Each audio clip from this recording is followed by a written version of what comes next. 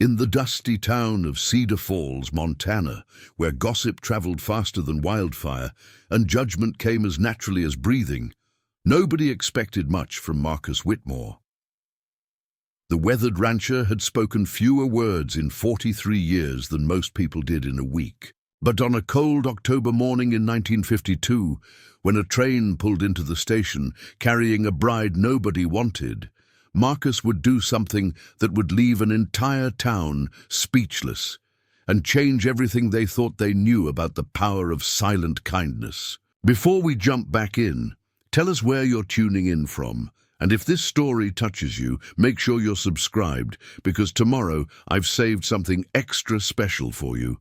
The October wind cut through Cedar Falls like a blade, sending dust devils dancing down Main Street as the 8:15 locomotive wheezed to a stop at the wooden platform. Station master Henry Carver checked his pocket watch and frowned. The train was running 20 minutes behind schedule again, which meant the morning crowd of curious onlookers had been waiting longer than usual to witness what they'd been whispering about for weeks. At the center of their attention was a letter that had arrived at the Cedar Falls post office 3 weeks prior. A letter addressed to anyone willing to take in Eleanor Rose Patterson, a 24-year-old woman traveling from Chicago to become a mail-order bride to anyone who would have her. The catch that had sent shockwaves through their small community wasn't her age or her origins.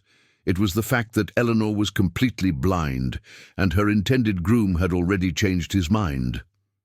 Thomas Mitchell, the town's most eligible bachelor and owner of the grain mill, had arranged the marriage through a correspondence service. But when word reached him about Eleanor's condition, information that had somehow been omitted from their letters, he'd made his position crystal clear to anyone who would listen. "I need a wife who can see to the housework, not one I'll have to lead around like a lost calf." The story had spread through Cedar Falls faster than butter on hot cornbread.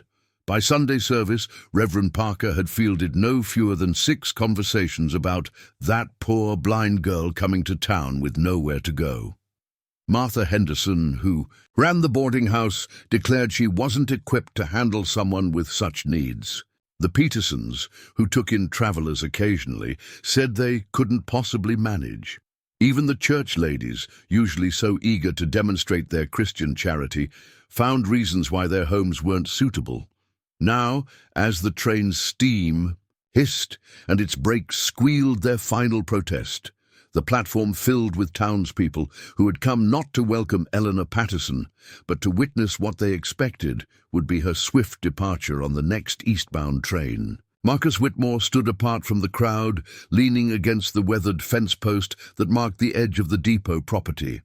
His tall frame cast a long shadow in the morning sun, and his calloused hands rested easily on the brim of his worn Stetson. While the other men wore their Sunday clothes, despite it being a Tuesday, Marcus was dressed in his usual work attire: faded denim, a flannel shirt that had seen better decades, and boots that bore the honest scars of ranch work.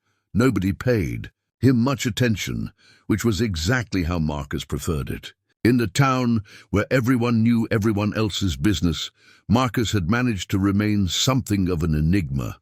He'd inherited the Double Creek Ranch from his father 15 years ago and had run it alone ever since, speaking only when necessary and never involving himself in town affairs. Some folks thought him simple, others considered him proud. The truth was simpler than either assumption. Marcus had learned early in life that words often caused more harm than good, and silence was frequently the wisest choice. The train car.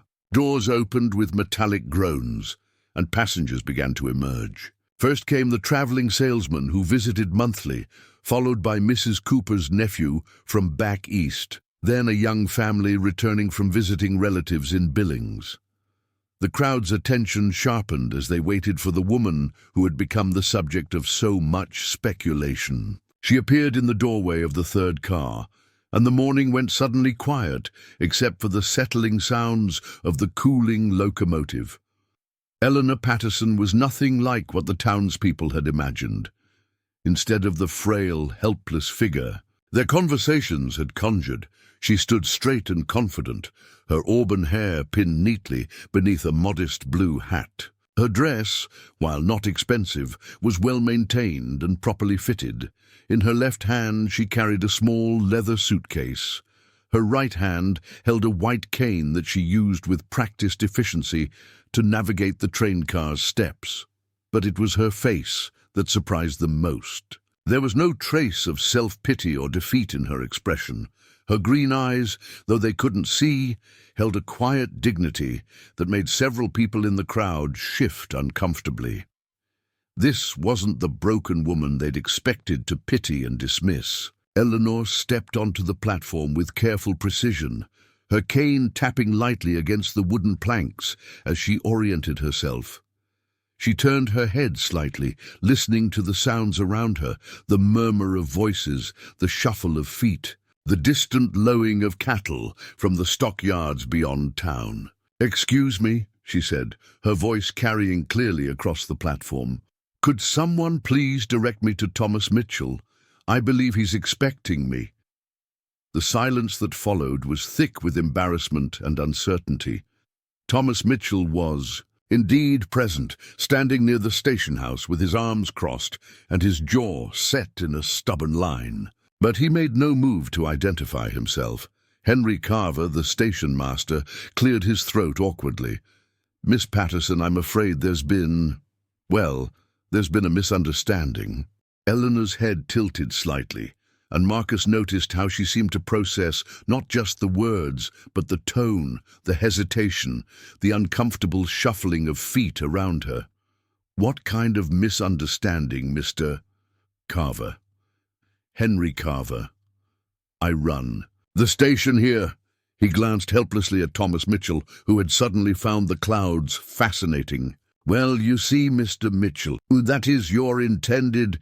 He's had a change of heart about the arrangement." For a moment, Eleanor's composure flickered, and Marcus saw something vulnerable flash across her features before she regained control. "I see, or rather, I don't see, which I assume is the problem." Thomas Mitchell finally stepped forward, his face flushed with a mixture of guilt and defiance. "Now look here, Miss Patterson, nobody told me about your condition. If I'd known, I never would have agreed to the arrangement. It wouldn't be fair to either of us." Eleanor turned toward his voice with remarkable accuracy. "And what exactly did you think you were agreeing to, Mr. Mitchell? The letters mentioned that I was seeking a practical arrangement, a home in exchange for household management and companionship. Did my blindness somehow change those terms?" "Well, of course it changes things." Thomas's voice rose slightly. "How can you manage a household if you can't see what you're doing? How can you take care of children or cook proper meals or the same way I've been doing it for the past 6 years in Chicago," Eleanor interrupted quietly. "The same way I managed my late father's house after my mother passed. The same way I earned enough money giving piano lessons to children to pay for this train ticket when his debts left me with nothing." Her words hung in the air like a challenge, and Marcus found himself studying her face more intently. There was steel beneath that quiet dignity, a strength that most of the people around him seemed to be missing entirely. Martha Henderson pushed forward from the crowd, her expression a mixture of pity and practical concern. "Well, dear, that may be so, but this isn't Chicago. This is ranch country. Things are different here, more demanding." "I understand that, Mrs. Henderson. I run the boarding house. And while I sympathize with your situation, I'm afraid I simply don't have the facilities to accommodate someone with your particular needs." Eleanor's smile was small but sharp.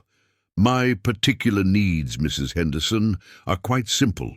A roof over my head, honest work to do, and people who judge me by what I can accomplish rather than what they assume I cannot." The crowd began to murmur.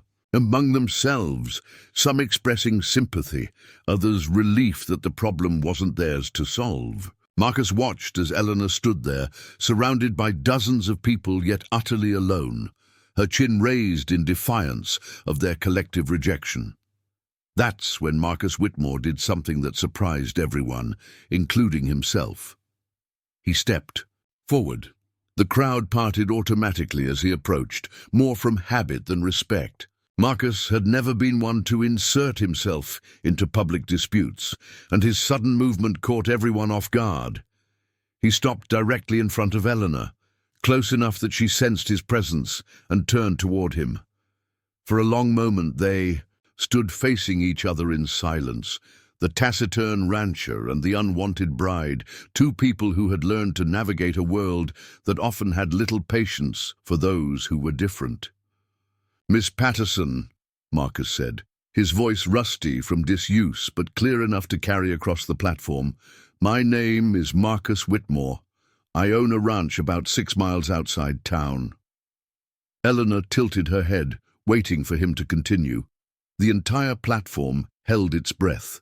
"I have a house that's too big for one person, and work that's been piling up since my housekeeper moved to California last spring. If you're willing to earn your keep, you're welcome to stay as long as you need to." The offer hung in the morning, air like smoke from a dying fire, and Marcus could feel the weight of every state, every dropped jaw, every whisper. "What is he thinking?" that rippled through the crowd. Eleanor was quiet for so long that Marcus began to wonder if he'd made a terrible mistake. Then she spoke, her voice steady but softer than before. "That's very kind of you, Mr. Whitmore. But I should be clear about something. I didn't come here looking for charity. I came looking for a new beginning, a chance to build a life on my own terms. If you're offering me a job, I'll take it gratefully. If you're offering me pity, I'll respectfully decline." Marcus felt something shift inside his chest, a recognition of something familiar in her words. "It's a job, Miss Patterson. Hard work, fair wages, and a place to live while you get your bearings. Nothing more, nothing less." Eleanor extended her hand toward him, and Marcus took it, noting the strength in her grip and the calluses that spoke of work already done. "Then I accept, Mr. Whitmore. Thank you. Preparing and narrating this story took us a lot of time. So if you are enjoying it, subscribe to our channel. It means a lot to us. Now, back to the story." As Marcus picked up her suitcase and gestured toward his truck, the crowd began to disperse, their voices rising in animated discussion about what they'd just witnessed. Some called it foolish, others predicted disaster. A few wondered aloud about Marcus's motives, and more than one person shook their head at what they saw as two misfits making a mistake that would end badly for both of them. But as Marcus helped Eleanor into the passenger seat of his weathered Ford pickup and drove away from the platform, neither of them looked back at the town that had already written them off as a cautionary tale waiting to happen. What none of them knew, what Marcus himself didn't yet understand, was that this quiet act of acceptance would set in motion a series of events that would challenge everything Cedar Falls thought it knew about strength, independence, and the true meaning of seeing clearly. The 6-mile drive from town to the Double Creek Ranch passed in comfortable silence, broken only by the rumble of the truck's engine and the occasional creak of its aging suspension as they navigated the rutted dirt road. Eleanor sat with her hands folded in her lap, her head turned slightly toward the open window, taking in the sounds and scents of the Montana countryside. The whisper of wind through prairie grass, the distant call of a red-tailed hawk, the clean smell of sagebrush and wild lupine. Marcus found himself stealing glances at his unexpected passenger, wondering what she was thinking. Most people filled silence with nervous chatter, but Eleanor seemed as comfortable with quiet as he was. It was a quality he hadn't encountered in many folks, and it intrigued him more than he cared to admit. "The land sounds vast out here," Eleanor said eventually, her voice barely audible above the engine.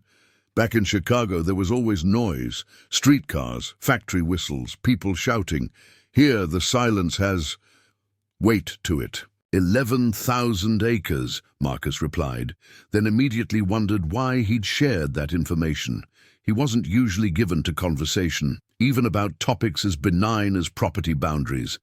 That's quite a spread for one person to manage. Marcus nodded before remembering she couldn't see the gesture. Gets lonely sometimes, he admitted, then felt heat creep up his neck. He hadn't meant to say that either. Eleanor turned toward him, and for a moment Marcus felt as though those green eyes could actually see him. I imagine it does.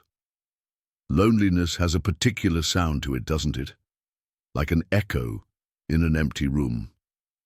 Before Marcus could formulate a response to that surprisingly perceptive observation, they crested a low hill and the ranch house came into view. The two-story structure sat in a grove of cottonwoods near a winding creek, its white clapboard siding weathered but well-maintained. A wide front porch wrapped around three sides of the house, complete with a swing that hung motionless in the still air. Outbuildings dotted the landscape, a red barn, a smaller structure that served as a bunkhouse, corrals that currently held about 30 head of cattle, and a chicken coop from which came the distant sound of contented clucking. Marcus pulled the truck to a stop near the front gate and cut the engine. "We're here!" Eleanor waited while he retrieved her suitcase, then accepted the arm he offered, with a grace that suggested she'd learned to navigate new places with confidence. As they walked toward the house, she asked quietly, "Could you describe it for me? The layout, I mean. It helps me orient myself." Marcus paused, realizing he'd never been asked to put his home into words before. House faces east, toward the sunrise. Front porch runs along the whole width with steps in the center. Inside, the front door opens into a parlor. Kitchens to the left, stairs to the bedrooms on the right. Behind the kitchen is a smaller room, used as an office, and there's a back door that leads to the garden and the clothesline. And upstairs, 3 bedrooms and a washroom. Master bedroom overlooks the creek. The other 2 face the barn and the pasture. Eleanor nodded thoughtfully. "It sounds peaceful. How long have you lived here?" "Born in that master bedroom 43 years ago. Took over the ranch when my father passed 15 years back." They reached the front steps, and Marcus noticed how Eleanor tested each board with her cane before putting her full weight on it. The gesture was automatic, practiced, and it occurred to him that she'd probably learned through experience that not all steps could be trusted. The front door opened with a creak that Marcus made a mental note to oil, and they stepped into the parlor. The room was clean but sparse, furnished with a horsehair sofa, 2 wooden chairs, and a stone fireplace that dominated the far wall. Sunlight streamed through windows that clearly hadn't been washed in months, casting dusty beams across the hardwood floor. "I should warn you," Marcus said, setting down her suitcase, "I'm not much of a housekeeper. Been managing on my own since Mrs. Kowalski left, but I'm afraid things have gotten a bit rough around the edges." Eleanor was quiet for a moment, her head turning as she took in the sounds and smells of the space. "May I?" She gestured toward the room with her cane. "Of course. It's your home now too, I suppose." She moved through the parlor with careful deliberation, her cane tapping softly against furniture legs and walls as she built a mental map of the space. Marcus watched, fascinated by her methodical approach. She paused near the fireplace, running her free hand along the mantel. "This stone is beautiful," she said, her fingers tracing the rough-hewn surface. "Local quarry?" "Creek bed, actually. My grandfather collected those stones himself when he built this place. How did you—" "Different stones have different textures, different temperatures. This feels like creek stone, smooth in places where the water wore it down, rough where it was protected." She continued her exploration, moving toward the kitchen doorway. "The house has good bones. It feels solid, well built." The kitchen told a different story than the parlor. While the basic structure was sound, the details revealed a man living alone, without much thought for aesthetics or organization. Dishes were clean, but stacked haphazardly on open shelves. The wood-burning stove showed signs of heavy use and infrequent cleaning. A basket of laundry sat on the kitchen table, apparently forgotten between washing and folding. Eleanor paused in the doorway, and Marcus felt his face flush with embarrassment. "Like I said, I'm not much of a housekeeper." "You're a rancher, not a homemaker," Eleanor replied matter-of-factly. "There's no shame in that. But if I'm going to earn my keep here, this would be a good place to start." She moved into the kitchen, her cane sweeping carefully across the floor. "Tell me about your daily routine. When do you eat? What time do you start work? Do you have regular meals or just eat when you remember?" Marcus found himself describing his haphazard schedule: coffee and whatever he could find for breakfast, usually around 5 in the morning before heading out to check the cattle. Lunch was often forgotten entirely unless he happened to be near the house. Dinner was whatever he could throw together when he finally came in after dark, usually canned beans or fried eggs with day-old bread. Eleanor listened without judgment, occasionally asking practical questions about the stove, the pantry supplies, the garden behind the house. As she spoke, Marcus realized he was learning as much about her as she was about his living situation. "I'll need to understand the rhythm of the ranch," she said, opening cupboard doors to familiarize herself with the kitchen's contents. "In Chicago, I kept a house for my father, but that was city living. This is different, more seasonal, more dependent on weather and livestock needs. Cattle don't care much about regular meal times," Marcus agreed. "Sometimes I'm out before dawn dealing with a sick heifer. Sometimes I'm riding the fence until after sunset. It's not predictable work.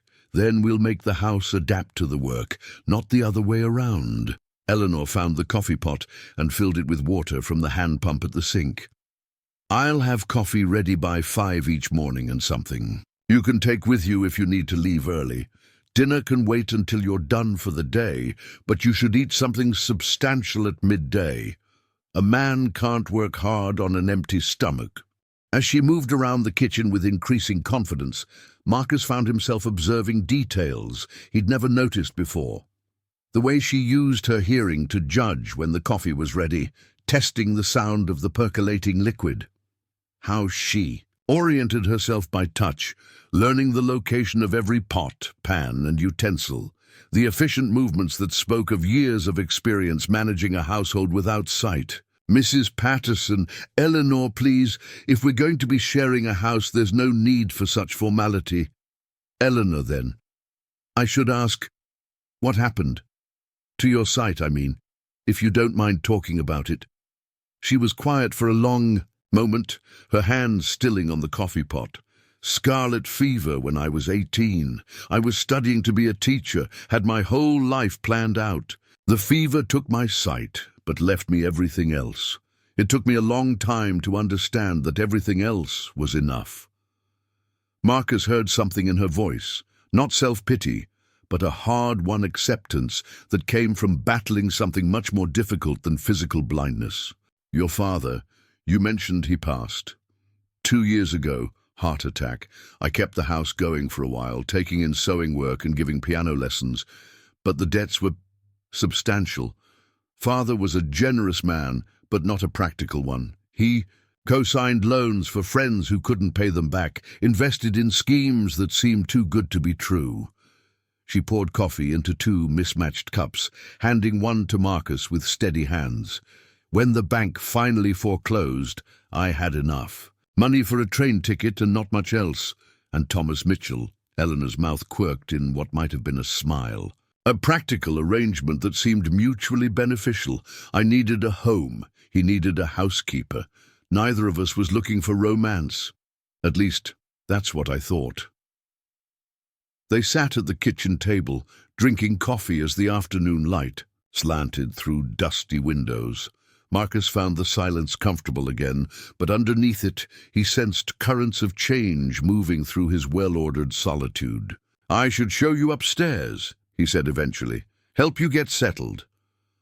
The second floor was as sparsely furnished as the rest of the house, but cleaner than Marcus had expected.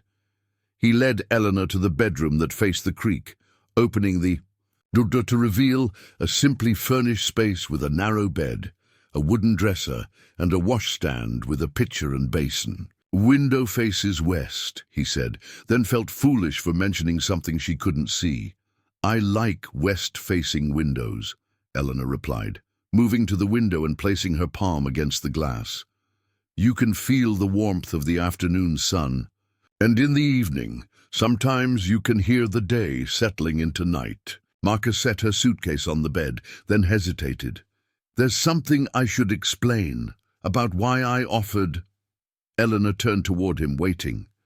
"Folks in town, they think I'm either simple or antisocial.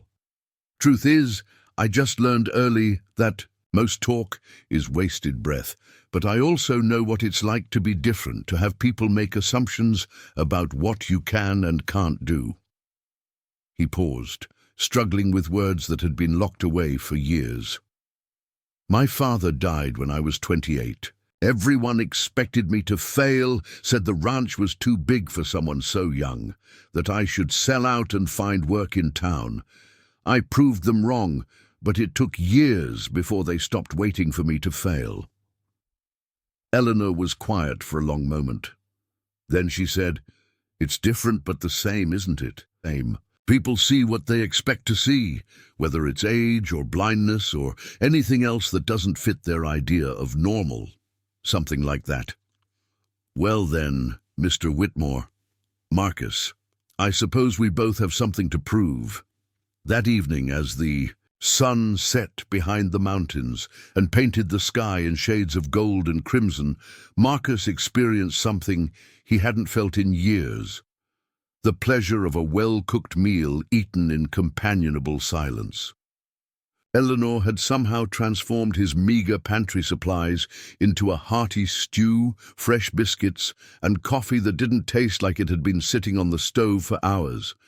More surprising still was the ease with which she'd moved through his kitchen, learning the location of everything she needed and adapting to the quirks of his temperamental stove. By the time they sat down to eat, she'd also managed to bring order to the chaos of his accumulated dishes and laundry.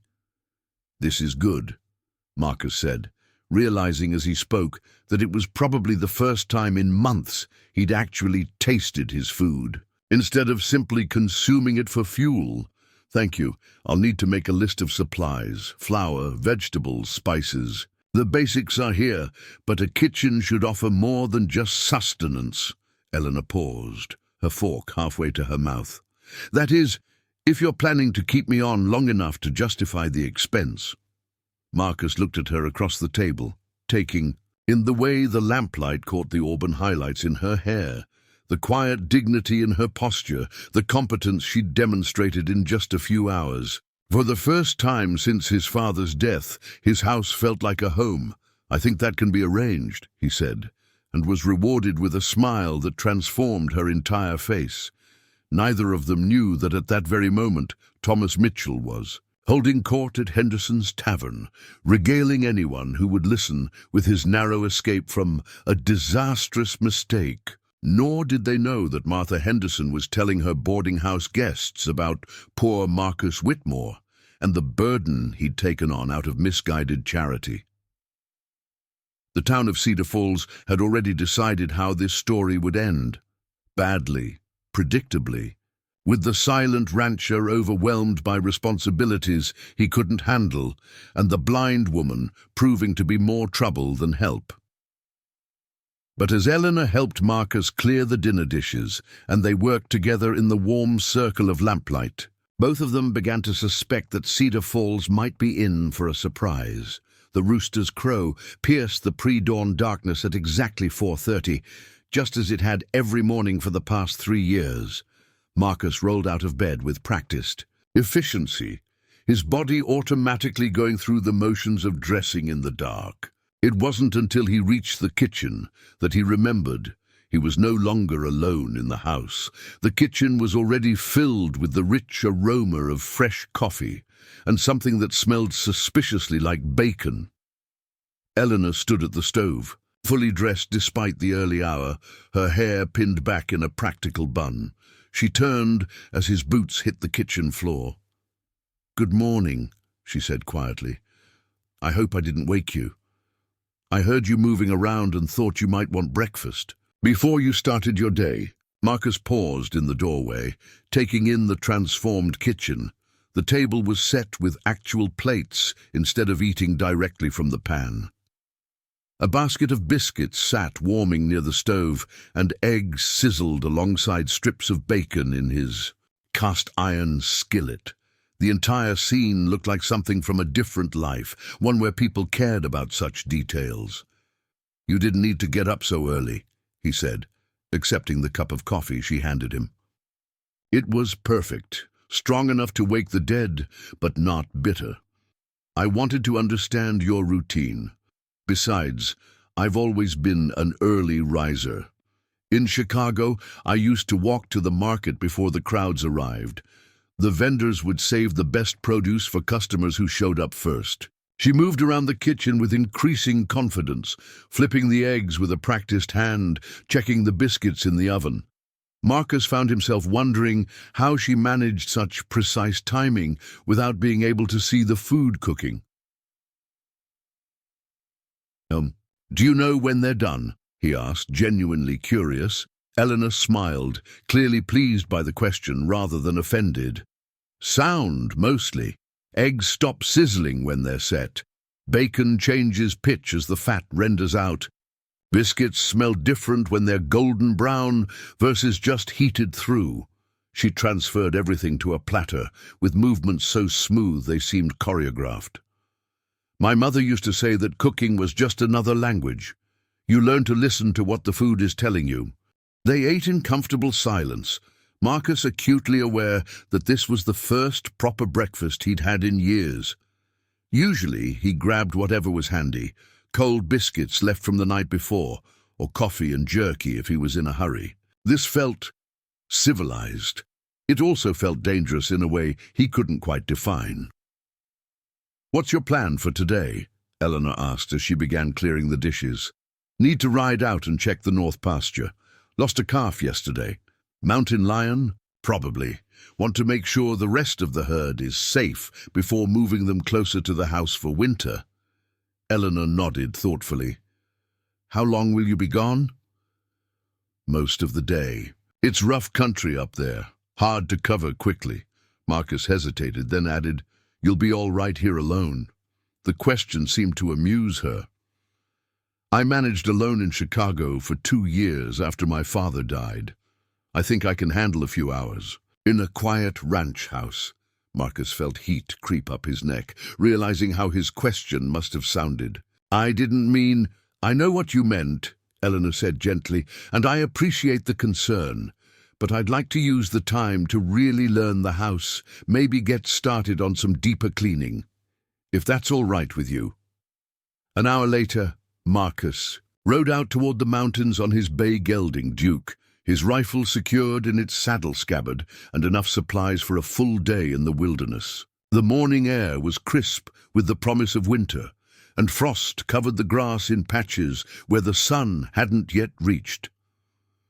As he urged Duke up the winding trail that led to the north pasture, Marcus found his thoughts drifting back to the woman he'd left behind. In less than 24 hours, Eleanor had managed to bring a sense of order and purpose to his home that he hadn't realized was missing. More than that, she'd done it without making him feel displaced or criticized. It was as if she'd simply stepped into the empty spaces of his life and filled them naturally. The north pasture was a bowl-shaped meadow surrounded by pine-covered ridges, fed by a spring that ran year-round. Marcus had inherited this land from his father, who'd bought it from a homesteader who couldn't make a go of it during the drought years.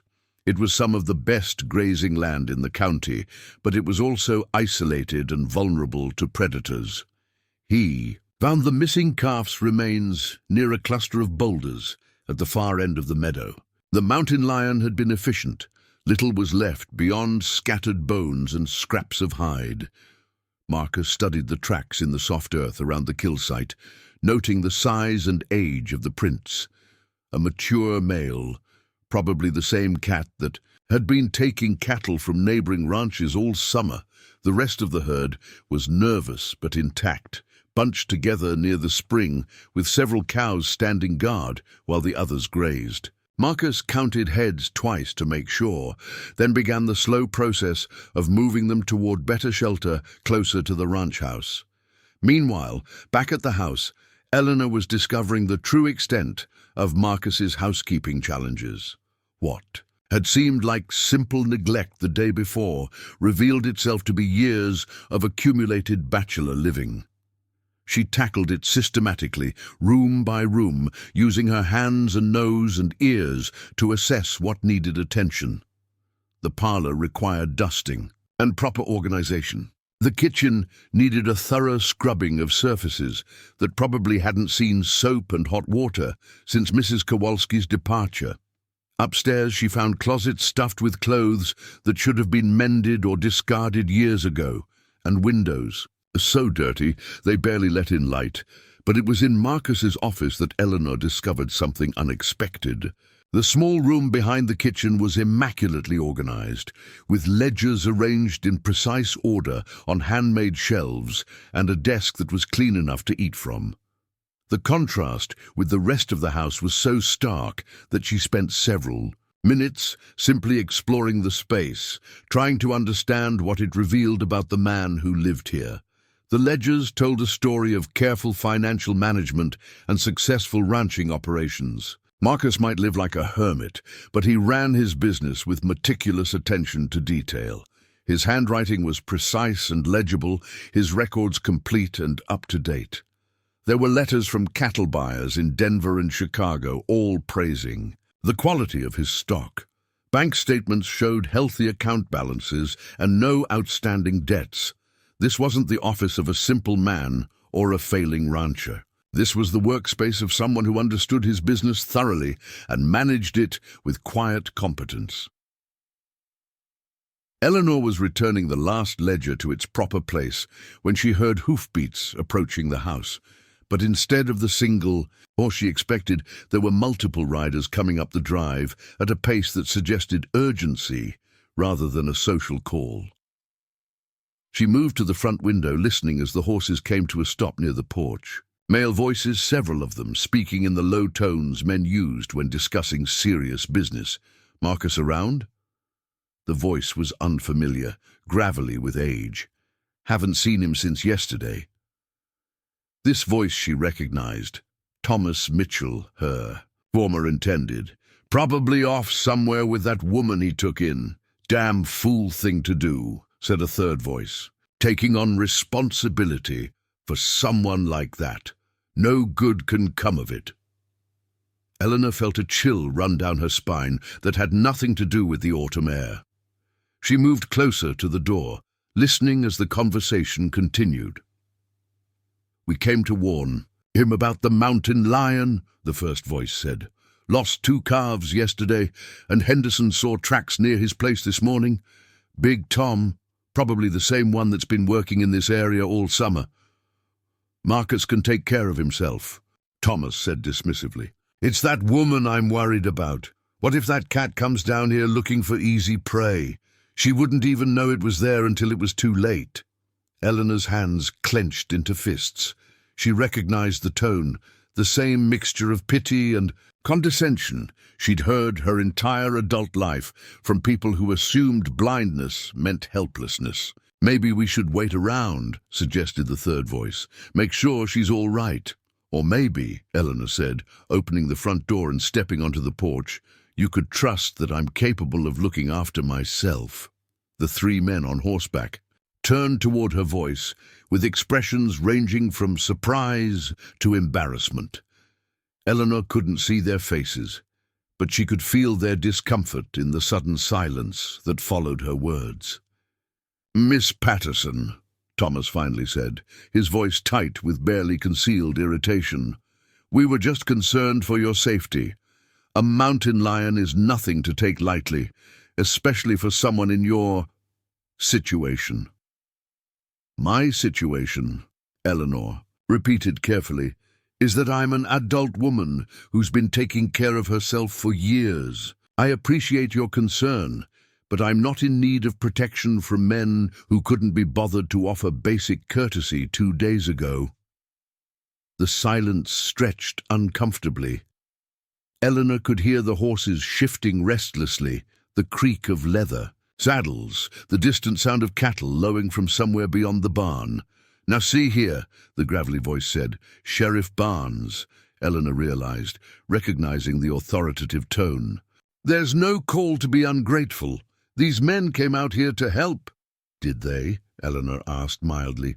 "Or did they come to gossip about Marcus and satisfy their curiosity about the strange woman he's taken in? Because if you're genuinely concerned about the mountain lion, perhaps you should be tracking it instead of standing in my front yard, discussing my alleged helplessness." Thomas made a sound that might have been a snort of laughter or disgust. "You've got some nerve, lady. Marcus, Whitmore offered you charity when nobody else would, and this is how you repay him. By insulting the neighbors who are trying to help." Eleanor stepped to the edge of the porch, her hand resting lightly on the railing. "Mr. Mitchell, Marcus didn't offer me charity. He offered me work, which I've been doing since I arrived. As for repaying him, I believe a clean house, decent meals, and competent household management constitute fair exchange for room and board. What exactly did you think I'd be doing here, sitting in a corner waiting to be taken care of?" The third man, Eleanor thought it might be Jim Peterson from his nervous cough, cleared his throat awkwardly. "Well, we should probably be heading back to town.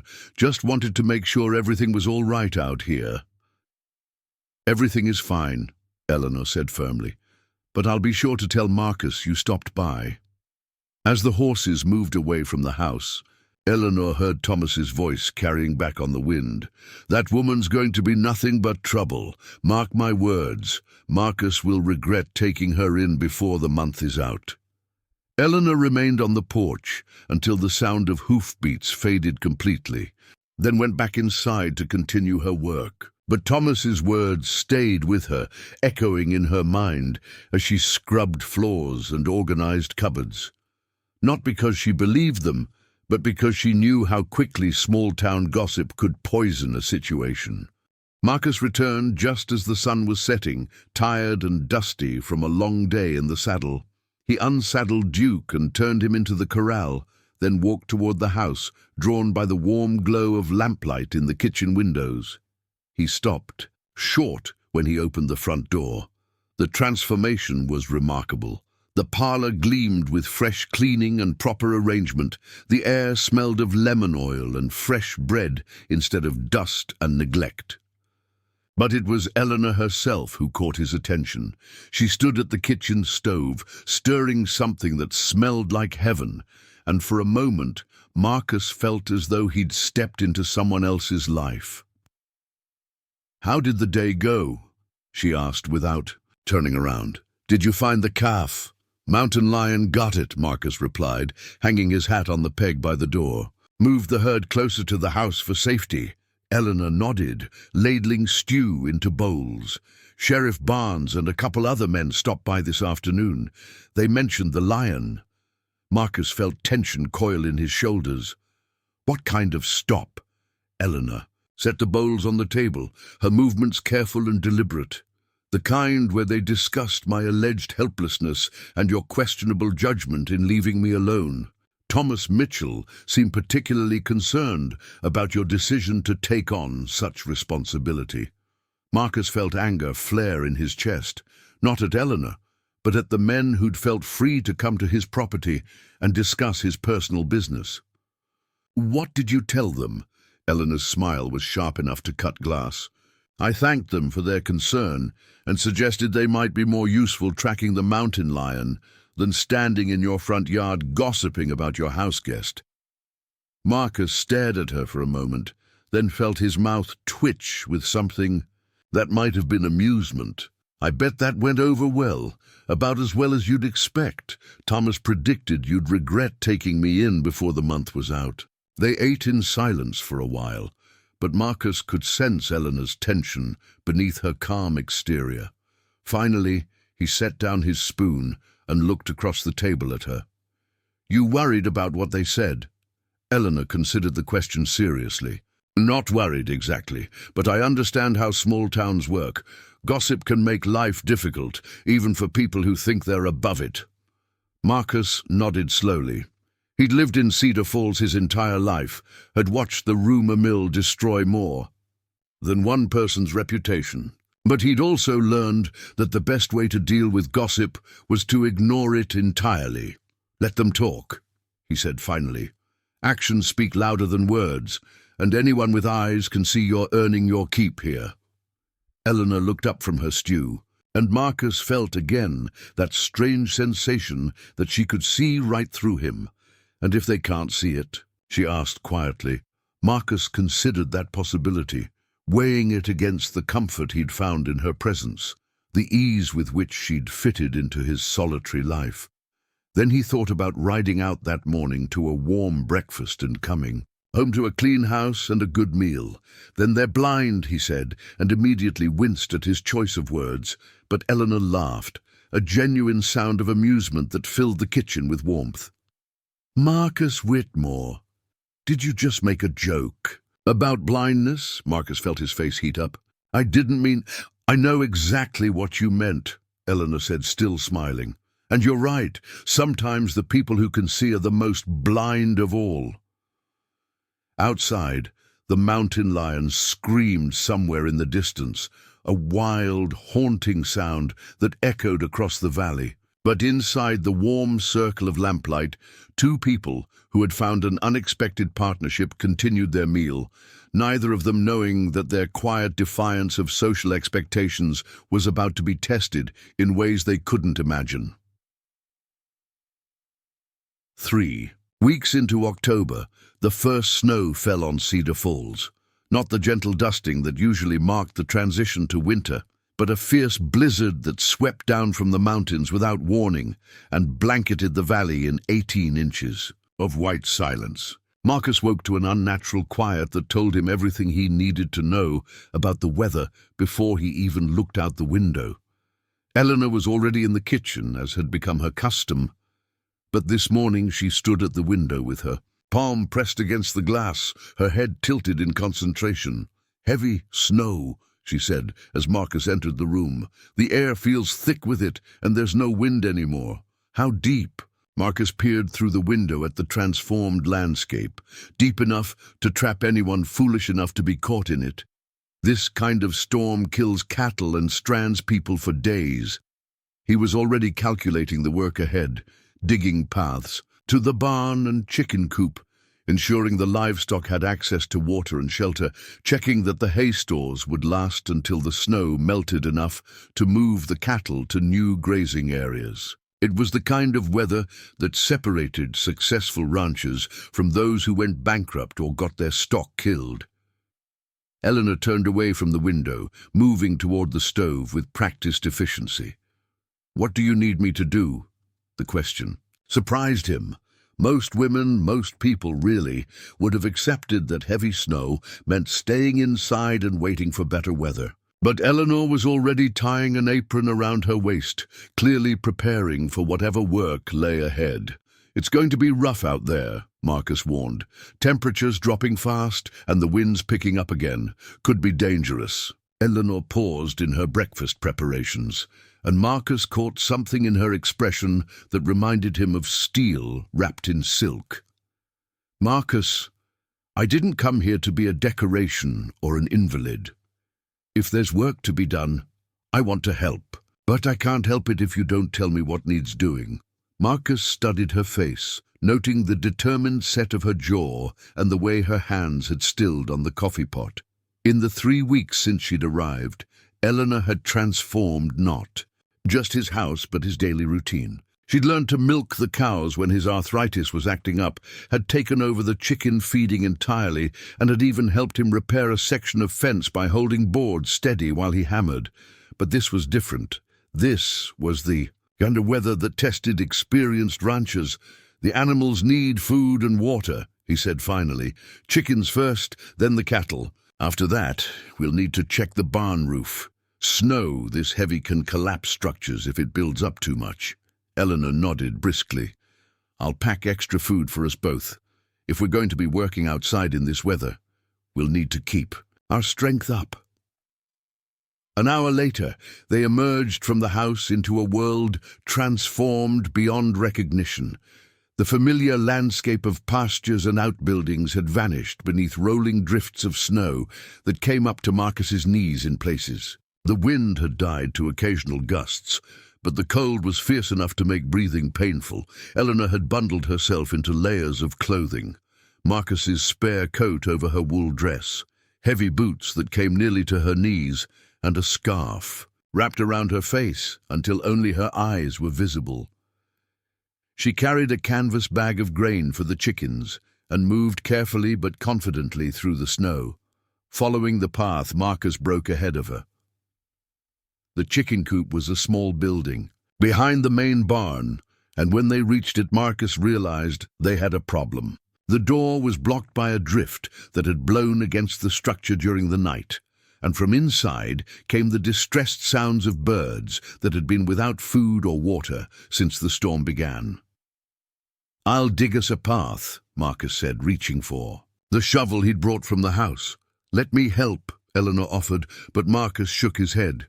"Ground's uneven under this snow, too easy to trip or step in a hole you can't see." Eleanor accepted this with grace, but Marcus noticed how she positioned herself to listen to the sounds from inside the coop.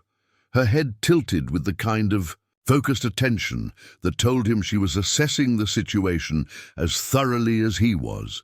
It took 20 minutes to clear enough snow to open the door, and when they finally got inside, they found the chickens huddled together for warmth, but otherwise unharmed. The automatic waterer had frozen solid, and their food supply was nearly exhausted. "Poor things," Eleanor murmured, immediately moving toward the feed bins. "They must be terrified." Marcus watched in amazement as Eleanor began talking to the chickens in a low, soothing voice while she scattered grain across the floor. The birds, which had been agitated and noisy, began to calm down almost immediately. Within minutes, they were feeding peacefully while Eleanor refilled their water containers with warm water from the thermos she'd brought.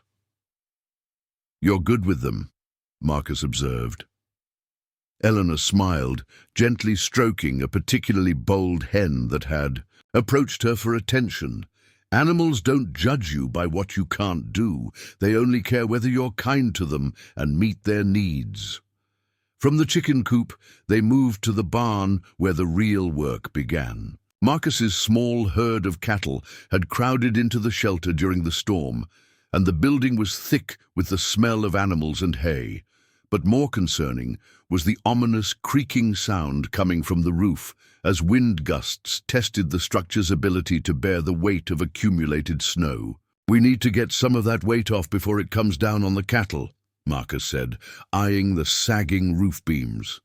Getting onto the barn roof in a blizzard was exactly the kind of dangerous work that separated ranching from safer occupations. Marcus had done it before, but always with help, someone to hold the ladder steady, to spot him if he slipped, to call for assistance if something went wrong.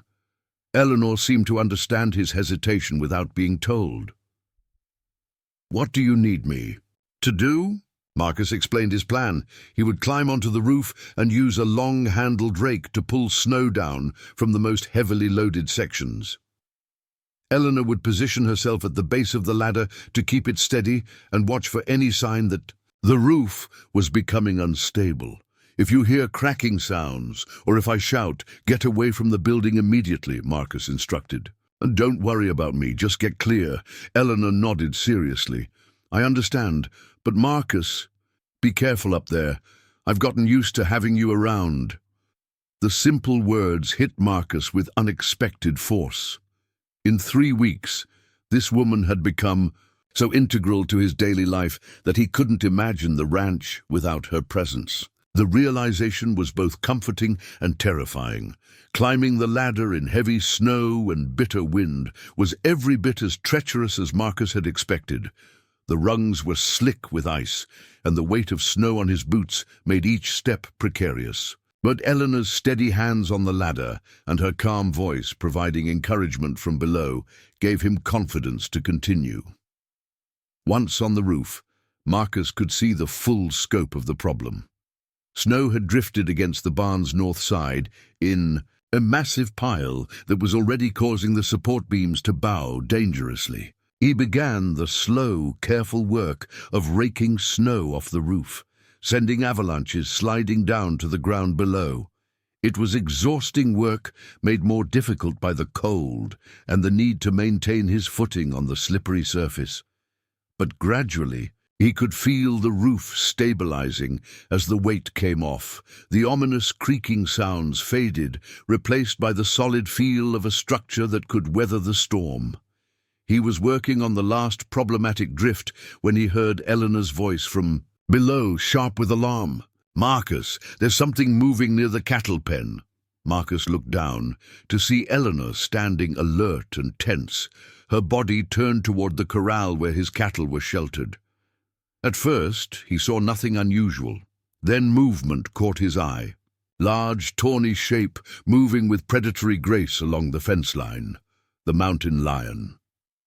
The big cat was taking advantage of the storm, probably driven down from the mountains by hunger and the difficulty of finding prey in the deep snow. And Marcus was trapped on the roof, too far away to intervene if the predator decided to attack his cattle, or Eleanor. "Eleanor!" he called down, keeping his voice calm despite the adrenaline flooding his system. "I need you to move very slowly, toward the house. Don't run, don't make sudden movements, just back away carefully." But Eleanor didn't move toward the house. Instead, she reached into the barn and emerged with a pitchfork, holding it like a weapon as she positioned herself between the mountain lion and the cattle. "Eleanor, no!" Marcus called urgently. "Get to safety. The cattle are trapped in the pen," Eleanor replied, her voice steady despite the danger. "If that cat gets in there, it'll kill half of them before they can get away." Marcus watched in horror and admiration as Eleanor stood her ground, a blind woman facing down a mountain lion with nothing but a pitchfork and sheer determination. The cat had noticed her now, its attention shifting from the cattle to this new threat. It crouched low, muscles bunching for what Marcus recognized as an attack posture. Time seemed to slow as Marcus calculated distances and possibilities. He was too far away. The ladder would take too long, and Eleanor was standing directly in the path of a predator that could kill her with a single swipe of its claws. That's when Eleanor did something that surprised everyone, including the mountain lion. She began to sing. Not loudly, not frantically, but in a clear, strong voice that carried across the snow-muffled landscape.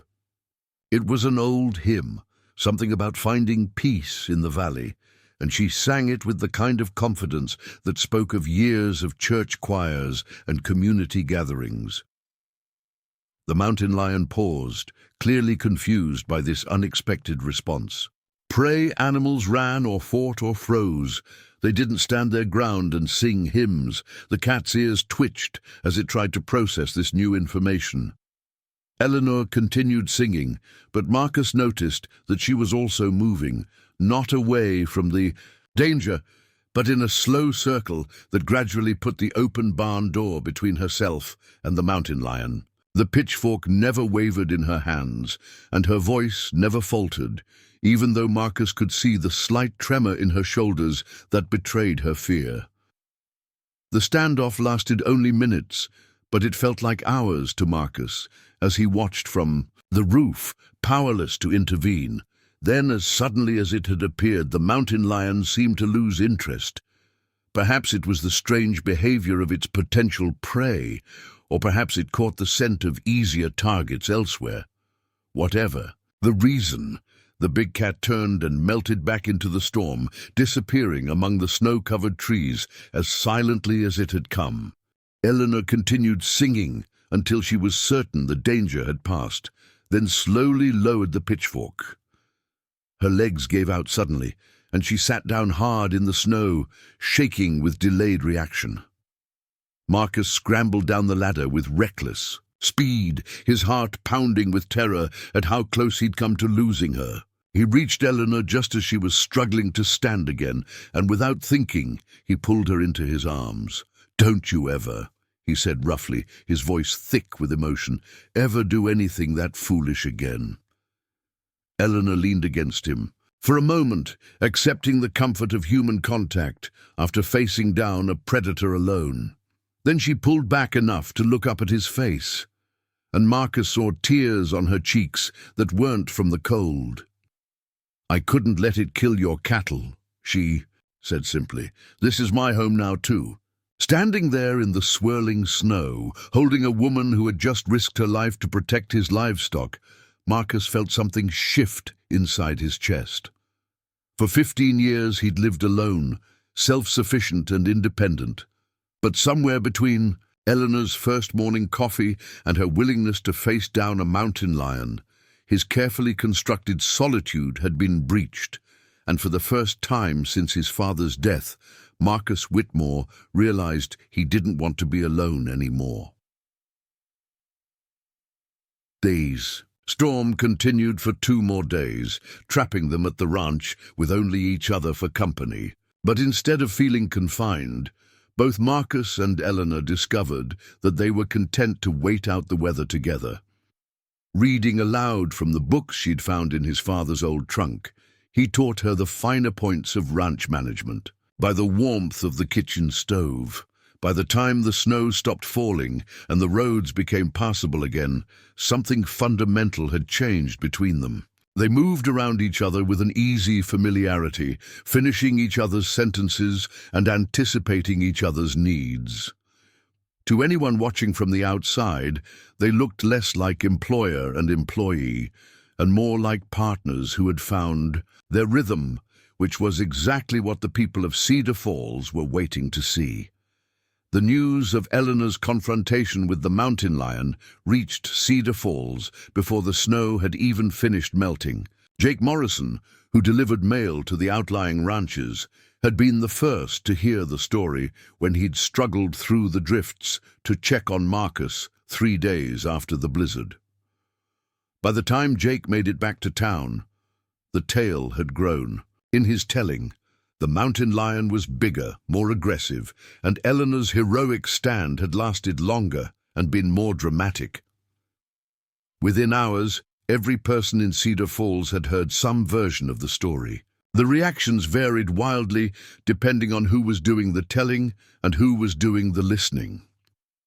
At Henderson's Tavern, Thomas Mitchell held court with his usual audience of drinking companions, his voice growing louder and more dismissive. "With each glass of whiskey, mark my words, that woman's going to get Marcus killed. Standing up to a mountain lion, that's not bravery, that's stupidity. A man needs a wife who'll listen to reason, not one who thinks she can take on wild animals with a pitchfork." But at Molly's Diner, where the town's women gathered for their morning coffee and gossip, the conversation took a different tone. Sarah Collins, whose husband ran the general store, shook her head in amazement as she stirred sugar into her cup. "I don't care if she's blind or not. That took more courage than most of us would have managed. Standing between a mountain lion and those cattle, that's not something a helpless woman does." Mrs. Rebecca Walsh, the preacher's wife, pursed her lips thoughtfully. "It does make you wonder what else we might have been wrong about. I mean, if she can face down a mountain lion..." The story grew and changed with each telling, but one element remained constant. Eleanor Patterson had done something that challenged every assumption the town had made about her capabilities, and that made a lot of people very uncomfortable. Meanwhile, at the Double Creek Ranch, Eleanor was dealing with the aftermath of her moment of heroism in a typically practical way. The mountain lion's visit had revealed several weaknesses in the ranch's defenses, and she'd spent the days since the storm helping Marcus reinforce fencing and improve the security around the livestock areas. "We need better lighting around the barn," she said, hammering a loose board back into place on the chicken coop. That cat was able to get close because it could move unseen in the shadows. Marcus looked up from the fence post he was securing, surprised once again by her practical approach to problem-solving. Most people, after such a frightening encounter, would want to pretend it had never happened. Eleanor was analyzing it like a military strategist planning for the next battle, Lanterns would help, he agreed, though keeping them lit all night would be a chore. Eleanor considered this, her head tilted in the way that meant she was working through possibilities. What about reflective surfaces, pieces of tin or mirror positioned to catch and redirect moonlight? It wouldn't be as bright as lanterns, but it would make it harder for predators to approach unseen. The suggestion was so clever that Marcus stopped working entirely to stare at her. That might actually work. Where did you learn about things? Like that? Eleanor's smile was rueful. When you can't see danger coming, you get very good at thinking of ways to detect it early. My father used to say I had the most security-conscious house in Chicago. Bells on doors, squeaky floorboards I never fixed because they announced visitors. Mirrors positioned to reflect light from street lamps into dark corners. Marcus found himself wondering, not for the first time, what Eleanor's life in Chicago had really been like. She spoke of it matter-of-factly, but he was beginning to understand that her calm competence had been hard-won through years of adapting to challenges that would have defeated many people. Their conversation was interrupted by the sound of a wagon approaching the house. Marcus straightened, recognizing the distinctive rattle of Doc Henley's medical bag bouncing around in the back of his buckboard. The elderly physician made rounds to the outlying ranches once a month, checking on anyone who might need medical attention and couldn't make it to town.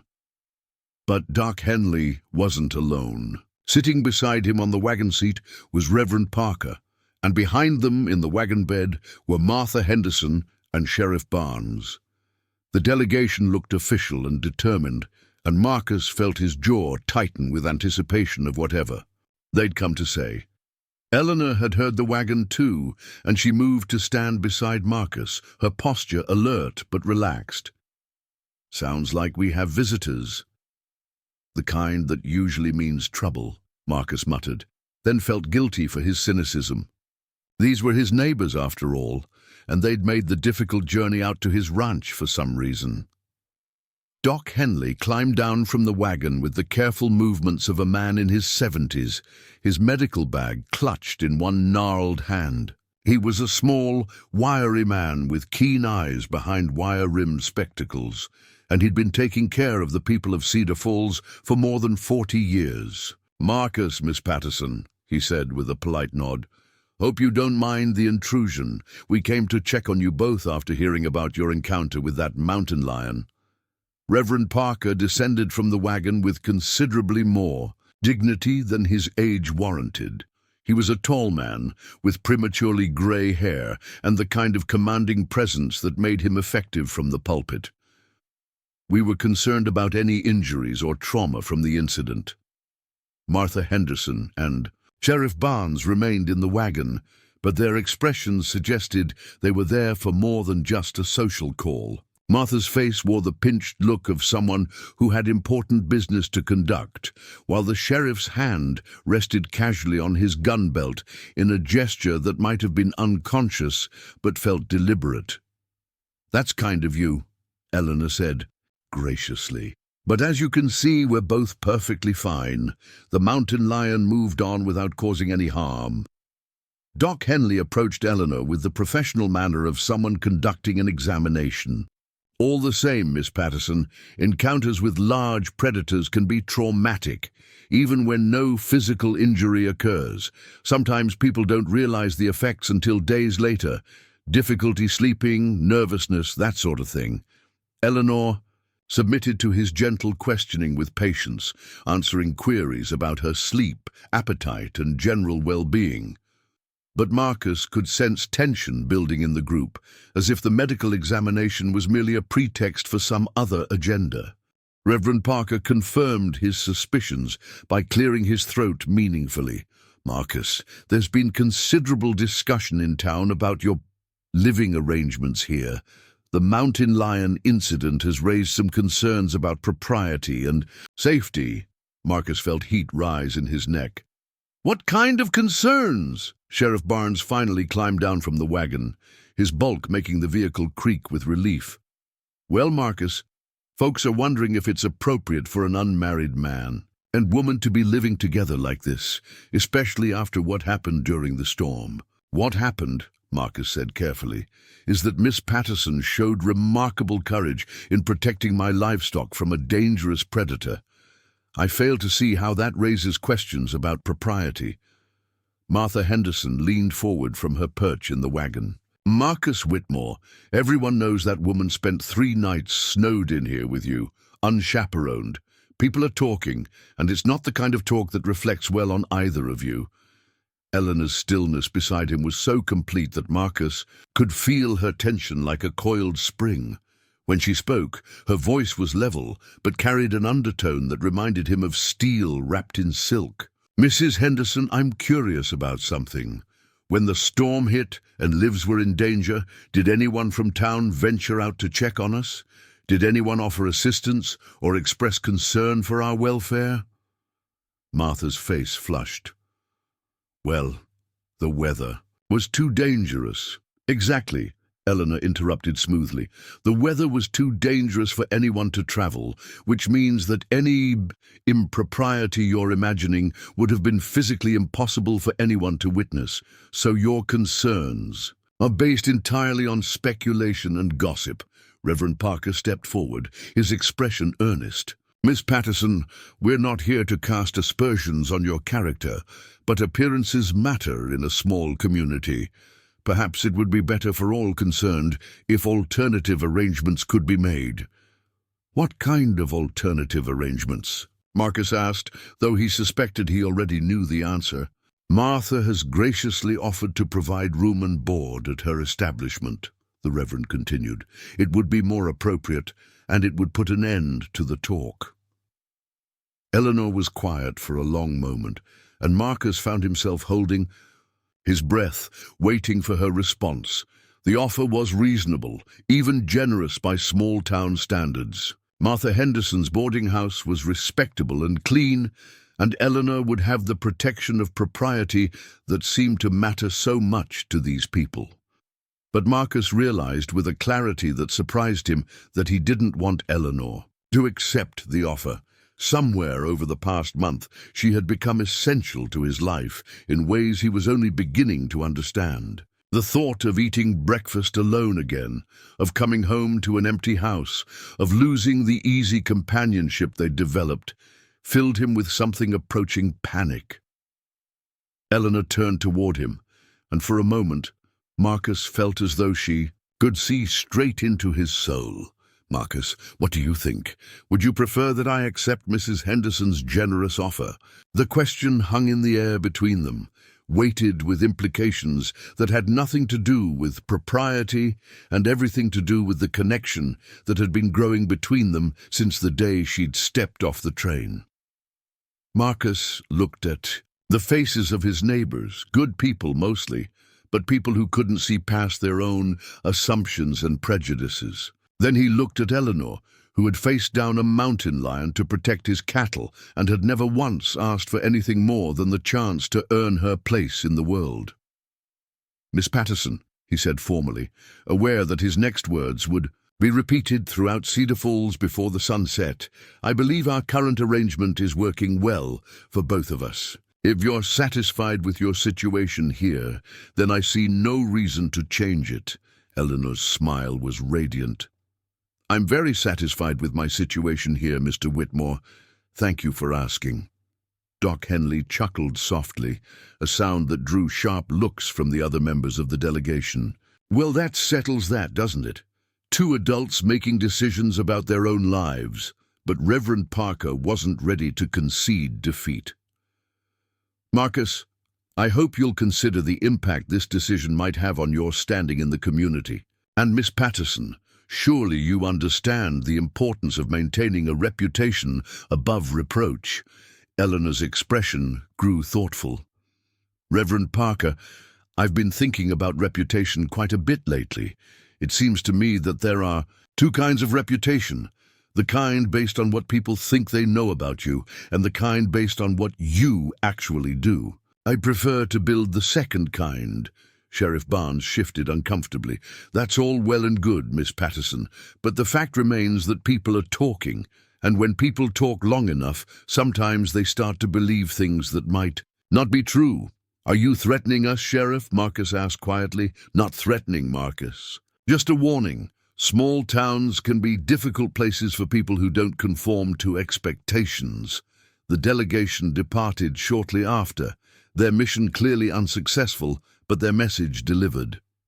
As Marcus and Eleanor watched the wagon disappear down the snow-rutted road, both of them understood that something fundamental had changed. They had chosen each other over social convention, and there would be consequences for that choice. "You could have gone with them," Marcus said quietly. "It might have been easier."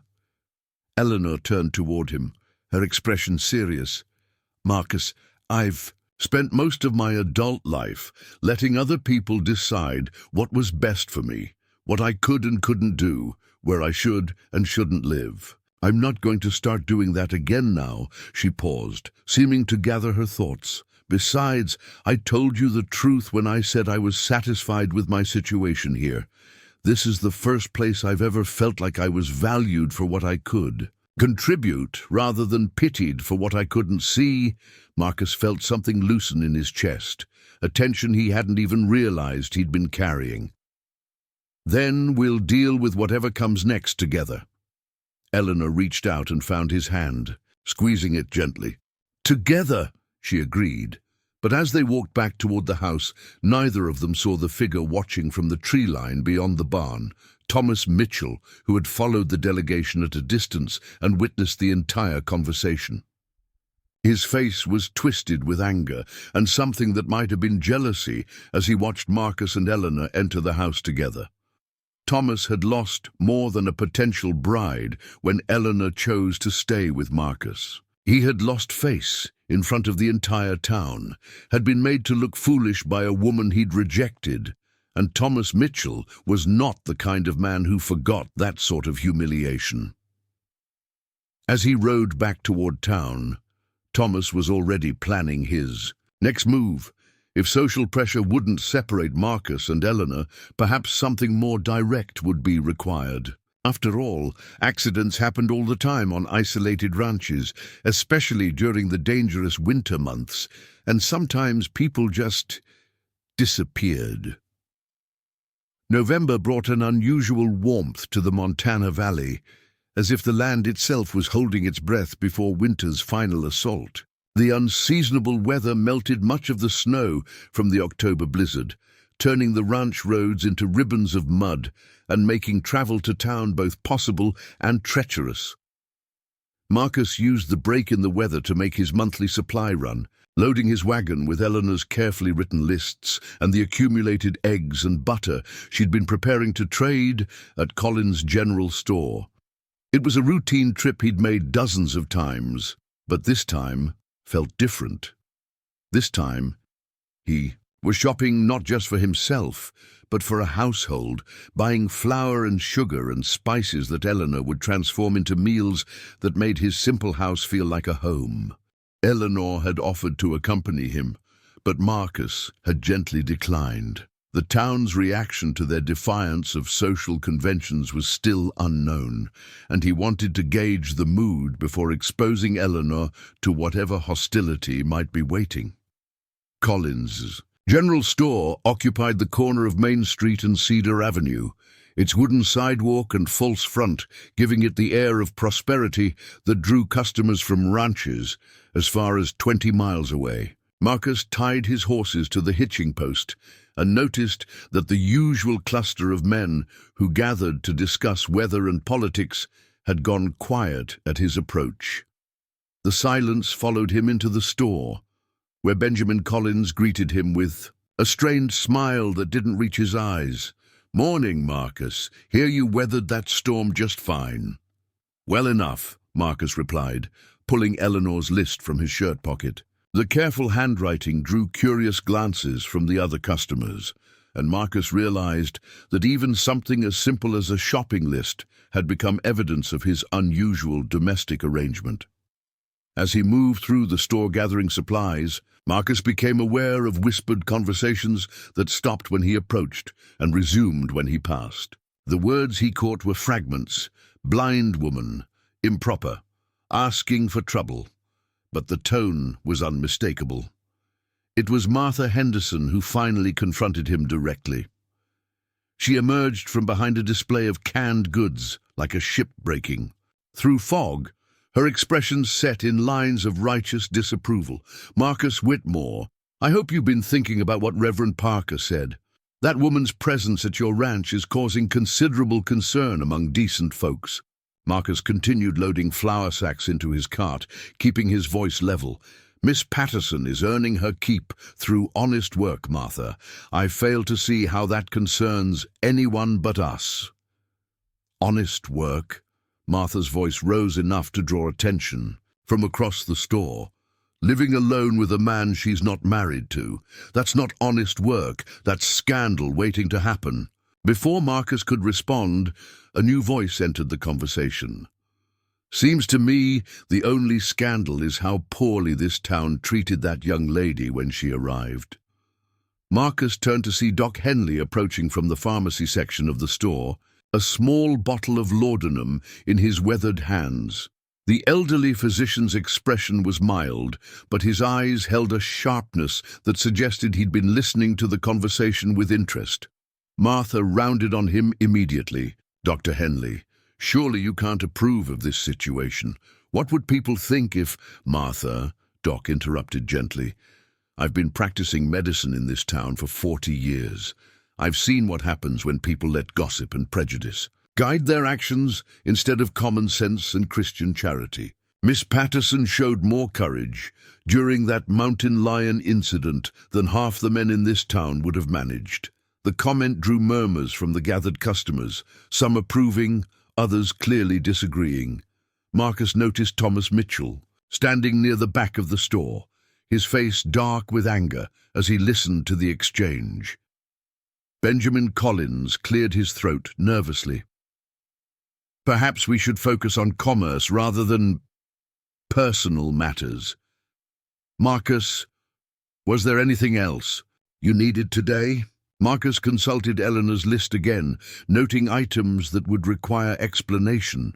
Vanilla extract for baking, yarn for knitting, sheet music she'd ordered from a catalogue. Each purchase was a small declaration that Eleanor was settling in for the long term, making the ranch not just her temporary refuge, but her permanent home. As he paid for his goods, Marcus overheard a conversation between two ranch wives that made his blood run cold. "I heard from my cousin in Billings that there's been trouble with women like that," one of them was saying, in a voice just loud enough to carry. "Unmarried women living with men, claiming to be housekeepers. Usually ends badly. Property goes missing. Men get taken advantage of, sometimes worse." The implication was clear, and Marcus felt anger building in his chest like steam in a boiler. These people knew nothing about Eleanor's character, her integrity, her willingness to risk her life protecting his livestock. They were reducing her to the kind of crude stereotype that said more about their own limitations than about her. He was loading the last of his supplies when Thomas Mitchell finally approached. The man's face was flushed with drink despite the early hour, and his eyes held a malicious gleam that Marcus recognized from their school days together. "Heard you turned down Martha's generous offer," Thomas said, his voice carrying just enough volume to ensure others could hear. "Must be getting quite attached to your new housekeeper." Marcus straightened slowly, his hands still on the flour sack he'd been securing in the wagon. "Eleanor's arrangements are none of your concern, Thomas."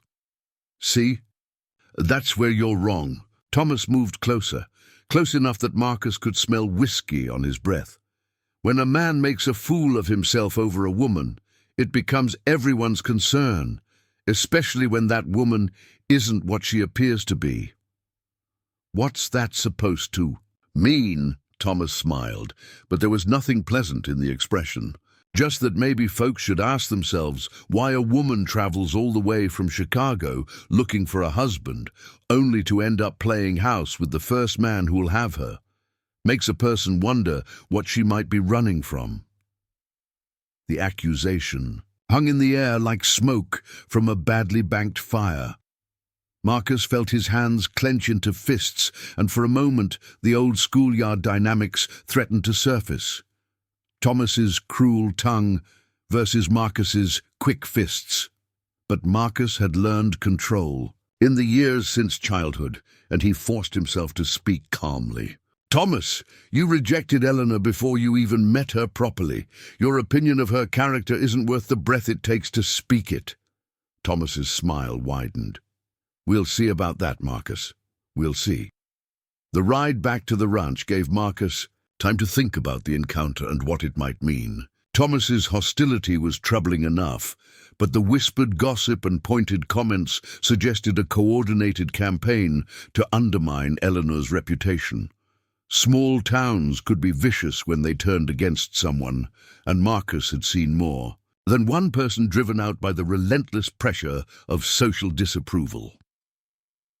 Eleanor was waiting on the front porch when he returned, a shawl wrapped around her shoulders against the afternoon chill. She listened carefully as he unloaded the wagon, her expression growing more serious as he described the conversations he'd overheard.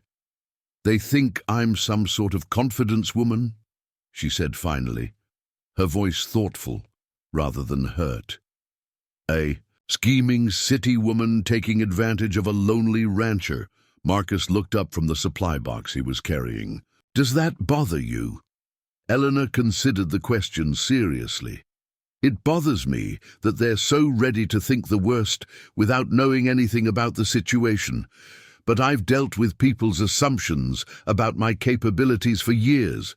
This is just a different kind of blindness." They worked together to put away the supplies, Eleanor moving through the kitchen with the confident efficiency she'd developed over the past weeks. But Marcus noticed a tension in her posture that hadn't been there before, a wariness that suggested the town's hostility was affecting her more than she wanted to admit. It was while they were preparing dinner that Eleanor brought up the subject that had been weighing on both their minds. "Marcus, I need to ask you something, and I want an honest answer."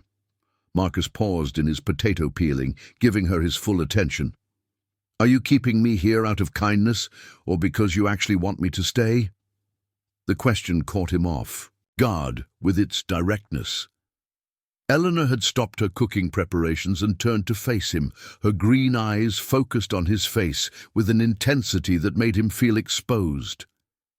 "Because if it's kindness," she continued, "if you're just too decent to send me away when the town is pressuring you, then I need to know.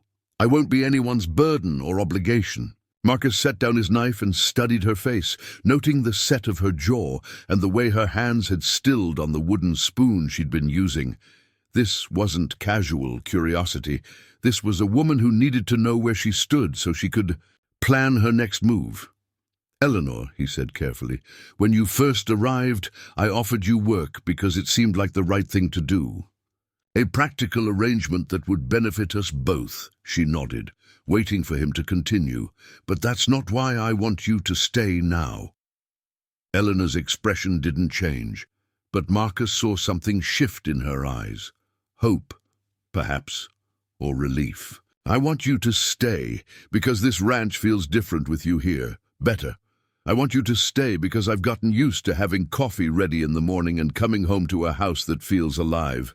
I want you to stay because you faced down a mountain lion to protect my cattle, and because you stand up to small-minded people who think they know what's best for everyone else." He paused, struggling with words that felt too important to get wrong. "I want you to stay because I'm tired of being alone, and because you're the first person in 15 years who's made me remember what it feels like to have a partner." Eleanor was quiet for a long moment, her head tilted as if she were listening to something only she could hear. When she spoke, her voice was soft but steady. "I want to stay, Marcus, not because I have nowhere else to go, but because this feels like home in a way Chicago never did. I want to stay because I like the work and the challenge and the way you trust me to handle things. And I want to stay because..." She paused, seeming to gather courage. "Because I've never felt as valued or as safe as I do here with you." They stood facing each other in the warm kitchen, the weight of their mutual confession settling between them like a bridge being built. Marcus felt something unlock in his chest, a tension he'd been carrying for weeks without realizing it. But their moment of understanding was interrupted by the sound of hoofbeats approaching the house, multiple horses moving fast. Marcus moved to the window and felt his stomach drop as he recognized the riders. Thomas Mitchell led a group of 5 men, all of them armed and all of them wearing expressions that suggested they hadn't come for a social call. Behind Thomas rode Sheriff Barnes, his face grim with reluctance, but his hand resting on his gun belt in a gesture that looked official. "Eleanor," Marcus said quietly, "I think we're about to have visitors again. And this time, they're not here to talk." Eleanor moved to stand beside him at the window, her body tense with alertness. "What do you see?" "Thomas Mitchell and some of his friends. They're armed, and they look like they mean business." Eleanor's jaw tightened. "Then I suppose we'd better find out what kind of business they think they have with us." As the riders approached the house, Marcus realized that the careful life he and Eleanor had been building was about to be tested in ways that would make the mountain lion seem like a minor inconvenience. Whatever Thomas had planned, it was clear that words alone wouldn't be enough to resolve it. The time for peaceful coexistence with Cedar Falls had just come to an end. The riders reined in their horses 20 feet from the front porch, their formation deliberate and intimidating. Thomas Mitchell sat his horse in the center of the group, his hand resting casually on the rifle propped against his saddle. To his right rode Jake Morrison and Bill Peterson, both men Marcus had known since childhood. On Thomas's left were Frank Delacroix, a drifter who'd been working odd jobs around town, and Carl Brennan, whose family owned the largest spread in the next valley over. Sheriff Barnes positioned himself slightly apart from the group, his posture suggesting he was there under duress rather than by choice. His weathered face bore the expression of a man who'd been backed into a corner by forces beyond his control. Marcus stepped onto the porch, his rifle held loosely in his hands but ready for use. Eleanor remained in the doorway behind him, her presence a steadying force he could feel without looking. "Thomas," Marcus said evenly, "kind of late for a social call." Thomas's smile was all teeth and no warmth. "Not a social call, Marcus. Official business. Sheriff Barnes has some questions for your house guest." Sheriff Barnes shifted uncomfortably in his saddle, clearly reluctant to proceed. "Marcus, I'm real sorry about this, but there's been some allegations made. I'm obliged to look into them." "What kind of allegations?" Thomas answered before the sheriff could speak. "The kind that concern a woman who shows up in town with convenient stories about dead fathers and lost inheritances. The kind that make honest folks wonder what she might really be running from." Eleanor stepped forward to stand beside Marcus, her chin raised in defiance despite the obvious danger. "Mr. Mitchell, if you have questions about my background, perhaps you should address them to me directly instead of speaking about me as if I'm not here."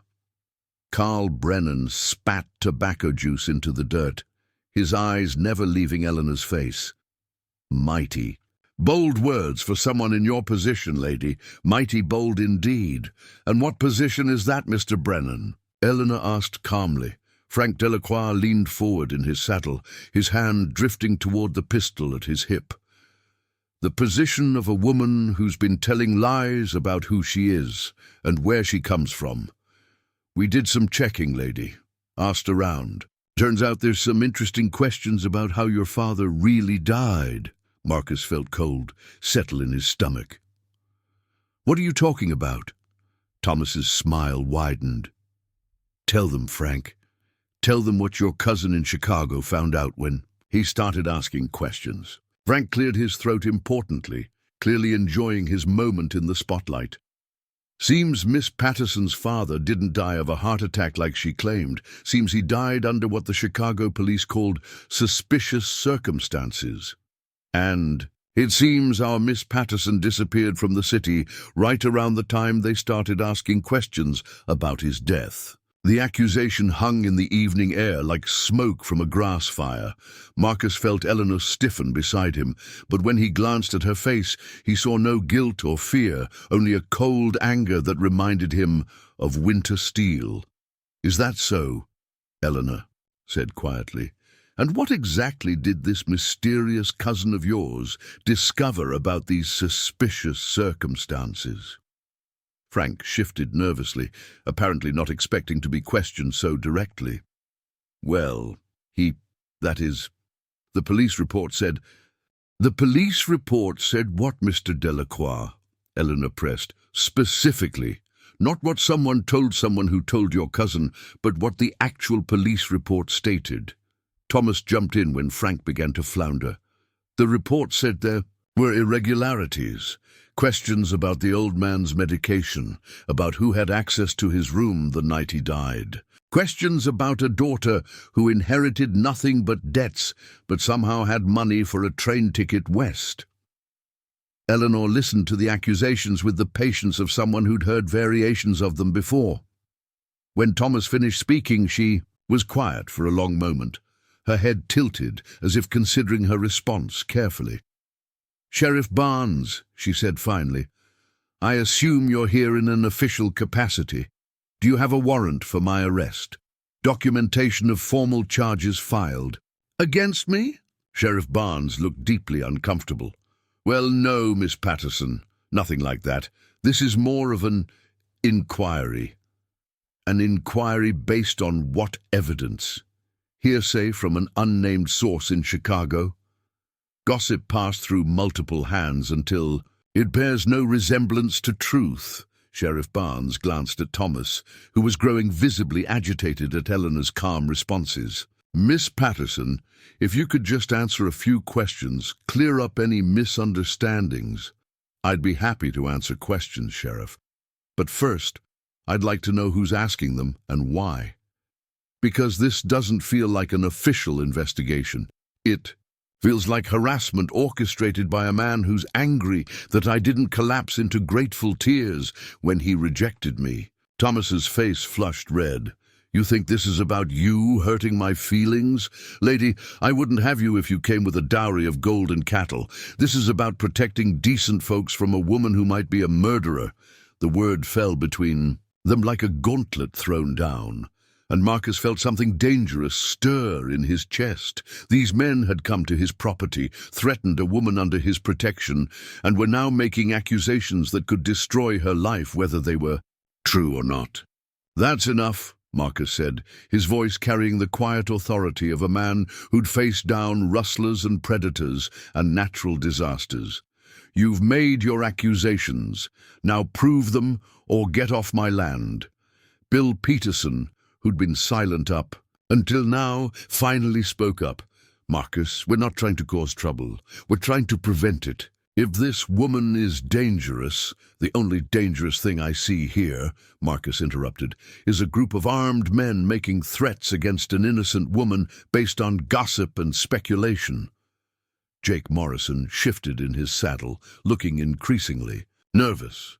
"Marcus, maybe we should all calm down and discuss this like reasonable people." Eleanor stepped forward again, her movement so sudden that several of the men reached for their weapons. "Gentlemen, since you seem determined to discuss my alleged crimes, perhaps I should save you the trouble of further speculation." Marcus turned to look at her, alarm bells ringing in his mind. Whatever Eleanor was about to say, he sensed it would change everything.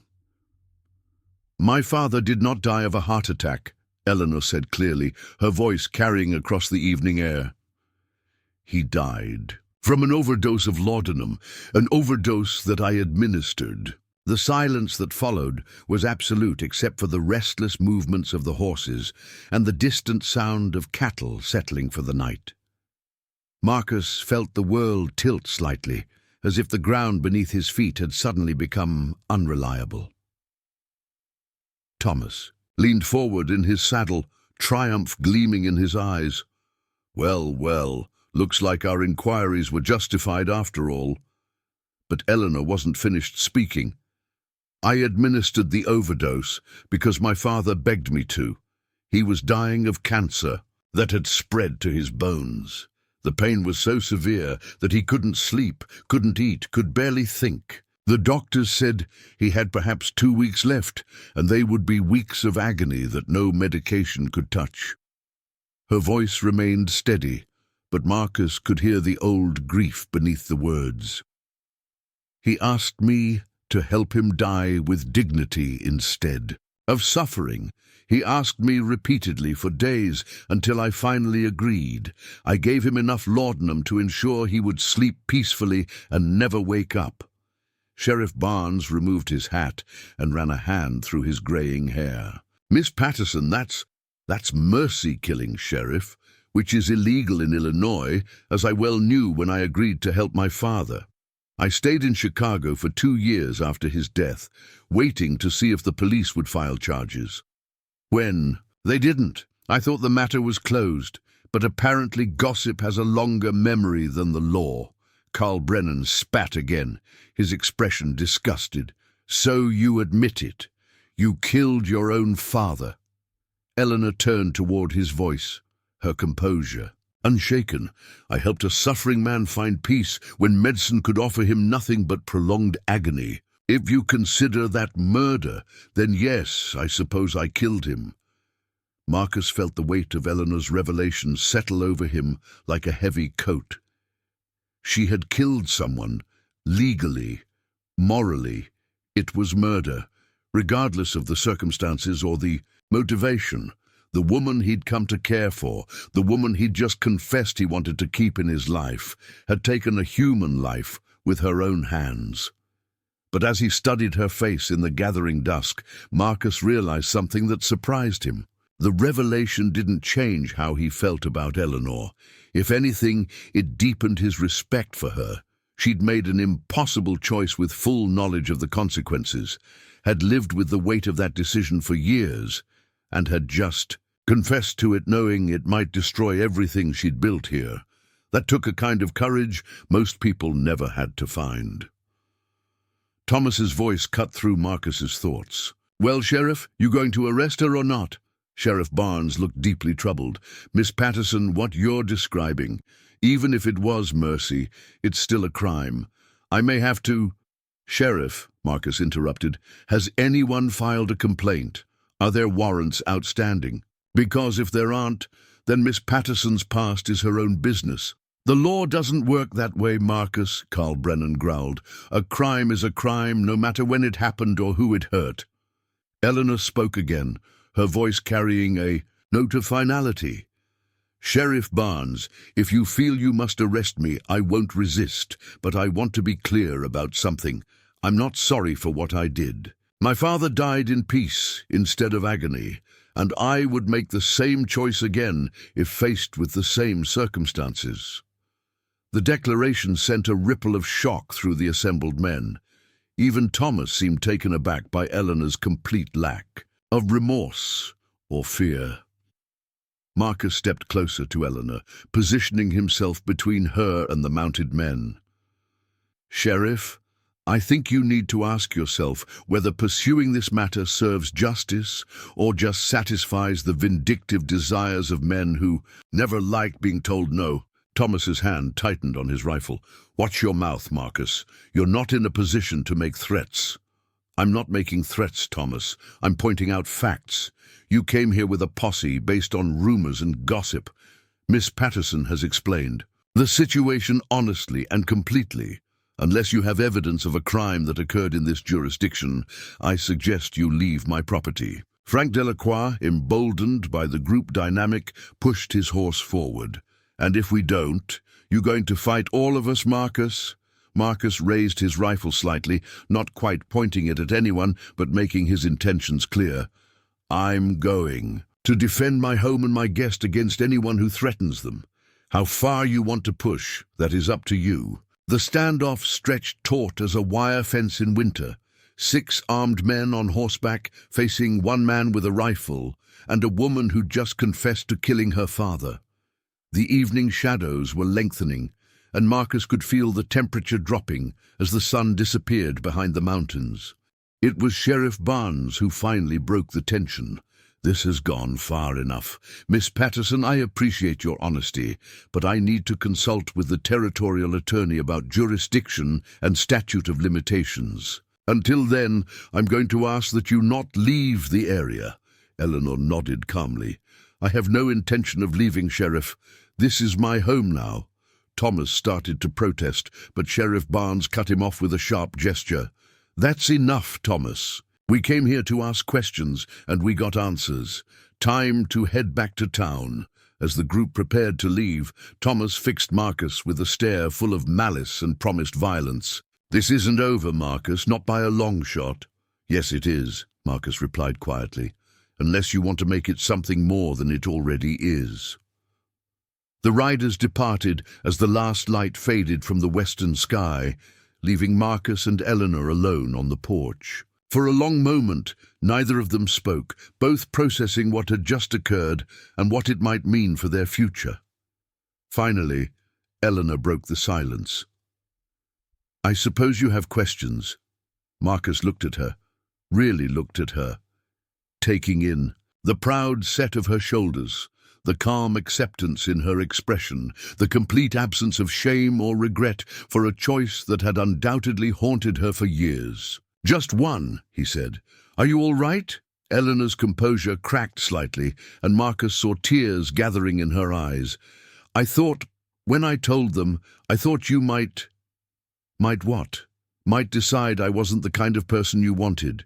On your ranch, after all." Marcus set his rifle aside and gently took her hands in his. "Eleanor, you've just shown me that you're exactly the kind of person I want on my ranch. Someone who'll make hard choices when they need to be made. Someone who'll stand by the people she cares about even when it costs her." Eleanor leaned against him, and Marcus felt the tremor in her body as the stress of the confrontation finally caught up with her. "What happens now?" she asked. Marcus looked out at the darkening landscape, thinking about Thomas Mitchell's parting threat and the complications that Eleanor's revelation would bring. But he also thought about the woman in his arms, who'd faced down armed men with the same courage she'd shown the mountain lion. "Now we go inside and have some dinner," he said, "and tomorrow we deal with whatever comes next, together." As they walked into the house, neither of them noticed the figure watching from the ridge above the ranch, Frank Delacroix, who'd circled back after the others departed. His orders from Thomas had been simple: wait and watch, and when the opportunity presented itself, make sure Eleanor Patterson's problems became permanent. The real danger was just beginning. 3 days passed in deceptive calm after the confrontation with Thomas Mitchell's posse. Marcus went about his daily ranch work with one eye always scanning the horizon, while Eleanor maintained her household routines with a vigilance that suggested she, too, sensed they were living in the eye of a storm. The territorial attorneys. Response arrived on Thursday morning, delivered by a nervous postal clerk who barely stayed long enough to hand over the official envelope before spurring his horse back toward town. Marcus read the letter twice before sharing its contents with Eleanor over their midday meal. "No charges will be filed," he said, folding the document carefully.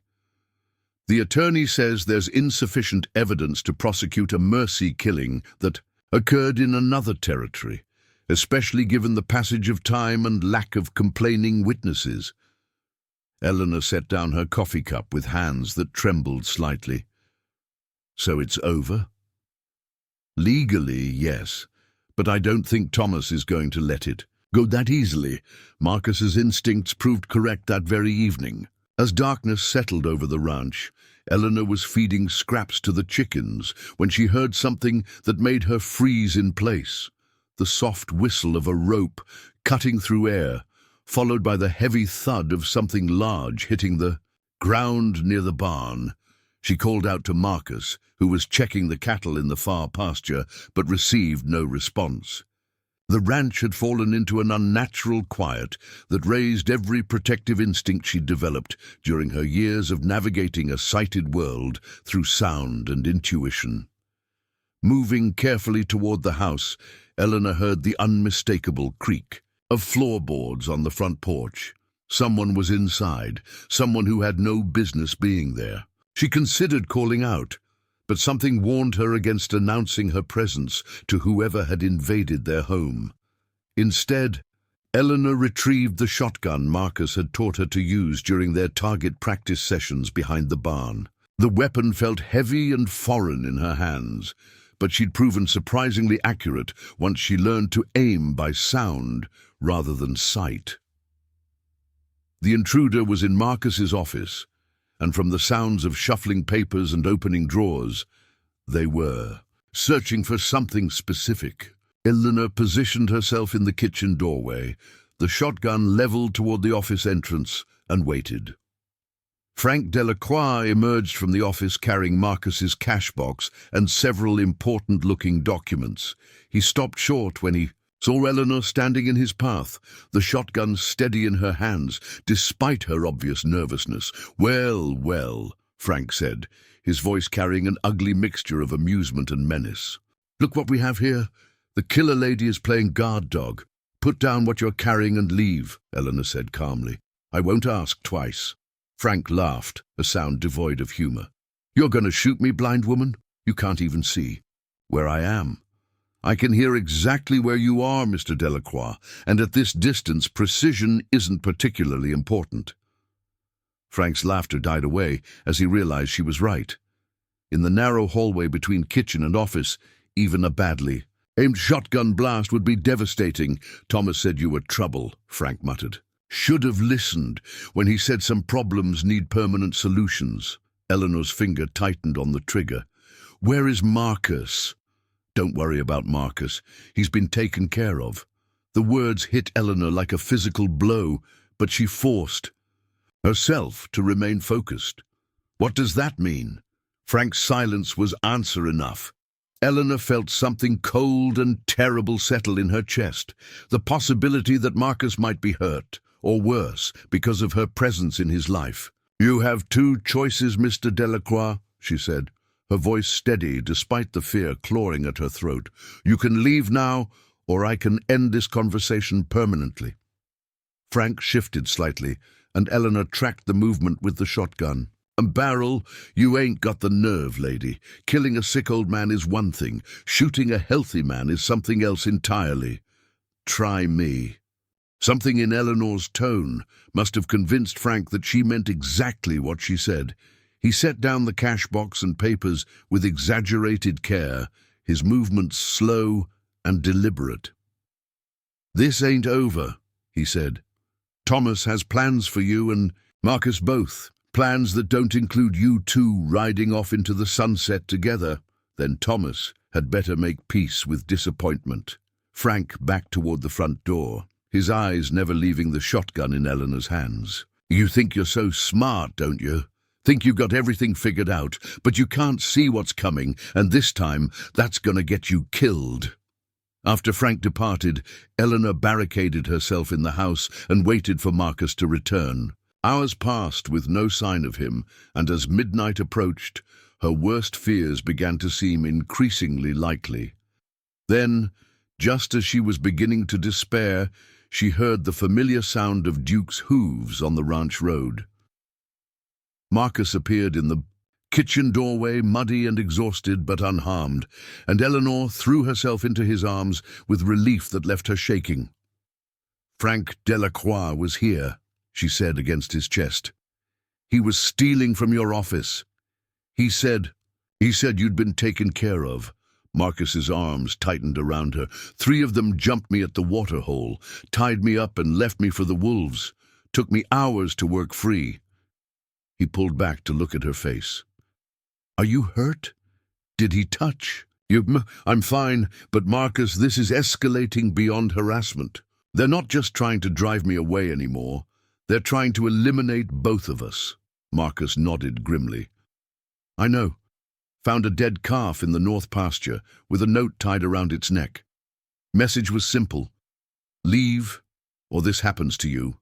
Eleanor felt something harden in her chest, a resolve that had been building since the moment she'd stepped off the train in Cedar Falls. She'd spent too many years being pushed around by people who thought they knew what was best for her. She wouldn't be driven from the first place that had ever felt like home. "What do you want to do?" Marcus asked. Eleanor considered their options carefully. They could report the incidents to Sheriff Barnes, but he'd already shown himself to be ineffective against Thomas's influence. They could leave Cedar Falls entirely, but that felt like surrendering to the very prejudice and small-mindedness they'd been fighting. Or they could take a stand that would settle the matter once and for all. "I want to marry you," Eleanor said. Quietly, Marcus stared at her in surprise.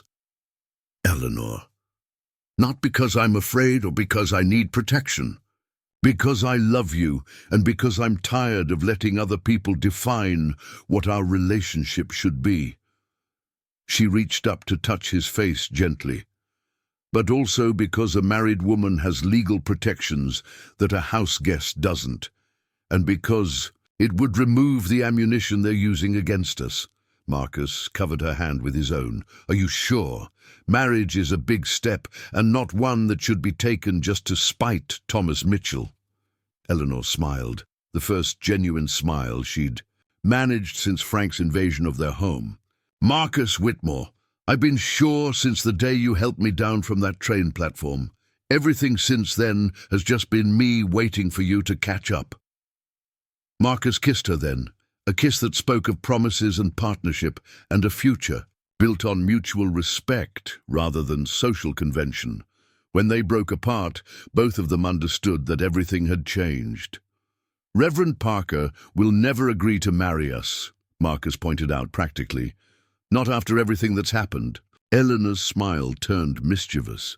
"Then we'll have to find someone who will. I hear the circuit judge will be in Billings next week. Road's clear enough to make the trip if we leave early. And when we come back? When we come back, we'll be husband and wife, and Thomas Mitchell will have to find a new hobby." They spent the rest of the night planning their trip to Billings, making arrangements for the ranch's care during their absence, and discussing the life they wanted to build together. But underlying their excitement was the knowledge that Thomas wouldn't give up easily, and that their marriage might provoke him to even more desperate measures. As dawn broke over the Montana Valley, Eleanor stood at the kitchen window, listening to the sounds of a world waking up. Birds calling from the cottonwoods, cattle lowing in the distance, the creek babbling over stones worn smooth by countless seasons of snow and rain. This was her home now, the place where she'd found love and purpose and acceptance. Whatever Thomas Mitchell had planned, she and Marcus would face it together. The war for their future was far from over, but Eleanor Patterson was no longer the frightened woman who'd stepped off the train 6 weeks ago. She was ready to fight for what was hers, and she had no intention of losing. Marcus and Eleanor returned from Billings on a crisp December morning, the marriage certificate folded carefully in Eleanor's coat pocket and matching gold bands gleaming on their fingers. The 3-day journey had been a honeymoon of sorts. Quiet evenings in a proper hotel, meals shared without the constant tension of watching for threats, and the simple pleasure of being acknowledged as husband and wife by strangers who had no preconceptions about their unconventional courtship. But as their wagon crested the familiar hill overlooking the Double Creek Ranch, both of them knew their peaceful interlude was over. Smoke rose from the chimney of their house, which should have been cold and empty in their absence. Multiple horses stood in the corral, and the barn doors hung open despite the December chill. "Looks like we have visitors," Marcus said grimly, his hand moving instinctively toward the rifle secured beneath the wagon seat. Eleanor listened carefully to the sounds drifting from their property. "More than visitors. I count at least 6 horses, maybe 7, and they've made themselves quite comfortable." As they drew closer, Thomas Mitchell emerged from their front door, carrying a whiskey bottle and wearing a satisfied smirk. Behind him, came Frank Delacroix, Jake Morrison, and three other men Eleanor didn't recognize, rough-looking types who had the air of hired guns rather than local ranchers. "Well, well," Thomas called out as their wagon approached. "Look who's back from their little romantic getaway. Hope you enjoyed it, Marcus, because it's the last trip you'll be taking for a long while." Marcus brought the wagon to a stop near the front gate, his posture alert but controlled. "Thomas, interesting way to welcome home a neighbor. Breaking into houses, drinking their liquor." Thomas laughed, a sound devoid of any real humor. "Neighbor? That's rich, coming from a man who harbors murderers and thinks he can thumb his nose at decent society." Eleanor climbed down from the wagon with Marcus's help, her movements deliberate and confident despite the obvious danger. "Mr. Mitchell, I believe you're trespassing on private property. Perhaps you should collect your friends and move along." "Private property?" Thomas's voice rose with mock surprise. "That's where you're wrong, Mrs. Whitmore, if that's what you're calling yourself now. See, we've been doing some research while you two were playing house in Billings." Frank Delacroix stepped forward, pulling a folded document from his coat. "Turns out old Marcus here has been behind on his property taxes. Way behind. County's been looking to collect for 3 years running." Marcus felt ice form in his stomach. In the chaos of recent events, he'd completely forgotten about the tax notices that had been piling up on his desk. The recent cattle losses and equipment repairs had stretched his finances thin, and he'd been planning to settle the debt after the spring cattle sales. "The county held a tax auction yesterday," Thomas continued, his satisfaction evident in every word. "Funny thing about auctions, sometimes property goes for a lot less than it's worth when the right people are the only ones bidding." Eleanor's and found Marcus's arm, her grip tight with understanding of what Thomas was implying. "You bought the ranch out from under us." "Fair and square, according to the law. Amazing what you can accomplish when you have friends in the right places and cash in the right pockets." Thomas gestured broadly at the property around them. "Welcome to my new ranch, folks. Hope you enjoyed living here, because as of yesterday, you're both trespassing." Marcus stepped forward, his hands clenched into fists. "You orchestrated this whole thing, the harassment, the attacks, keeping me distracted while the tax notices piled up."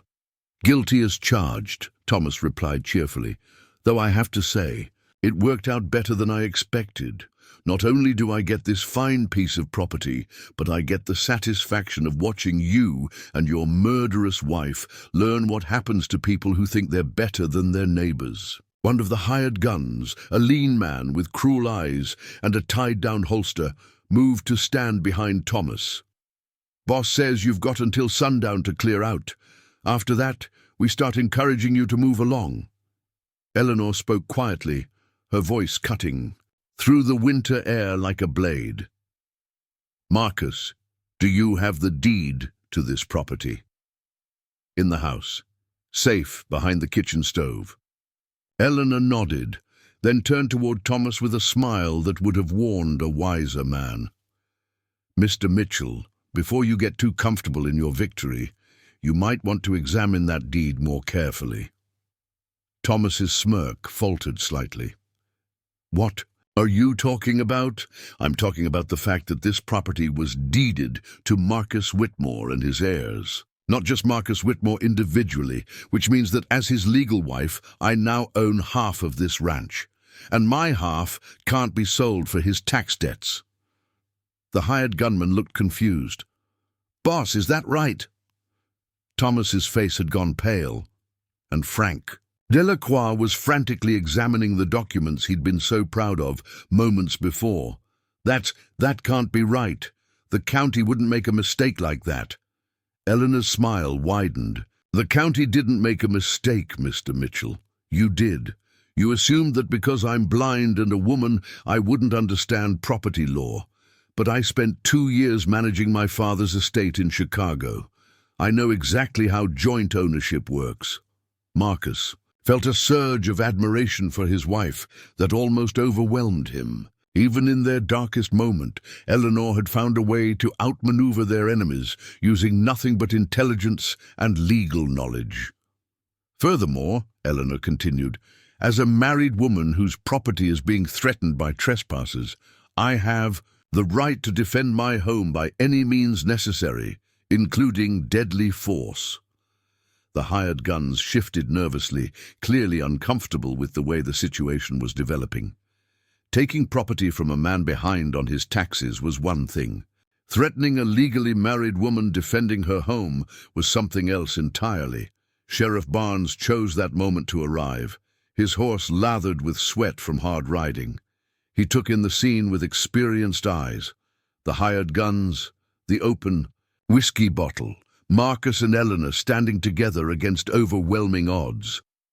"Thomas," the sheriff said wearily, "please tell me you haven't done something irreversibly stupid." Thomas's composure was cracking under the weight of Eleanor's legal maneuvering and the sheriff's obvious disapproval. "This is all legal, Sheriff. I bought this property fair and square." "Half this property," Eleanor corrected, "and only the half that belonged to my husband individually. My half remains my property, and I'm ordering all of you to leave immediately." "Sheriff." Barnes dismounted and approached the group, his hand resting on his gun butt. "Thomas, I came out here because the territorial attorney sent word that there might be irregularities in yesterday's tax sale, something about improper notice and questionable bidding practices." The hired gunman looked increasingly uncomfortable. "Boss, this is getting complicated. Maybe we should—" "Shut up," Thomas snarled, his careful plans unraveling before his eyes. "I've invested too much in this to walk away now." "Then you're about to invest even more," Marcus said quietly, "because this is still my home. Eleanor is still my wife, and you're still trespassing on our property." The standoff stretched taut as a bowstring, 6 armed men facing a husband and wife who had nowhere left to retreat. The December wind whistled through the bare cottonwood branches, and somewhere in the distance a hawk cried its lonely call across the valley. It was Frank Delacroix who broke first. "Thomas, this ain't worth dying over. The woman's right about the law and the sheriff's here. We should cut our losses." One by one, the hired guns began backing toward their horses, their appetite for violence cooled by the legal complications and official attention. Even Jake Morrison, who'd known Marcus since childhood, seemed to realize they'd crossed a line from harassment into something approaching armed robbery. Thomas stood alone in the ranch yard, his grand scheme crumbling around him like a house built on sand. "This isn't over," he said, but the words lacked conviction. Eleanor stepped forward, her voice gentle but implacable. "Yes, Mr. Mitchell, it is. It's been over since the day I decided to stay instead of running. You just took a little longer to understand that." As the men mounted their horses and rode away, Sheriff Barnes approached Marcus and Eleanor with a mixture of admiration and relief. "That was either the bravest thing or the most foolish thing I've ever witnessed. I'm not sure which." Eleanor smiled, slipping her hand into Marcus's. "Sometimes they're the same thing, Sheriff." 6 months later, as spring painted the Montana Valley in shades of green and gold, Eleanor stood on the front porch of their home, watching Marcus work with a new colt in the corral. Her pregnancy was just beginning to show, and she rested her hands on the gentle curve of her belly as she listened to her husband's patient voice teaching the young horse to accept a halter. The people of Cedar Falls had eventually accepted the reality of the Whitmore marriage, helped along by Eleanor's quiet competence and Marcus's obvious happiness. Even Martha Henderson had admitted grudgingly that perhaps she'd been too quick to judge.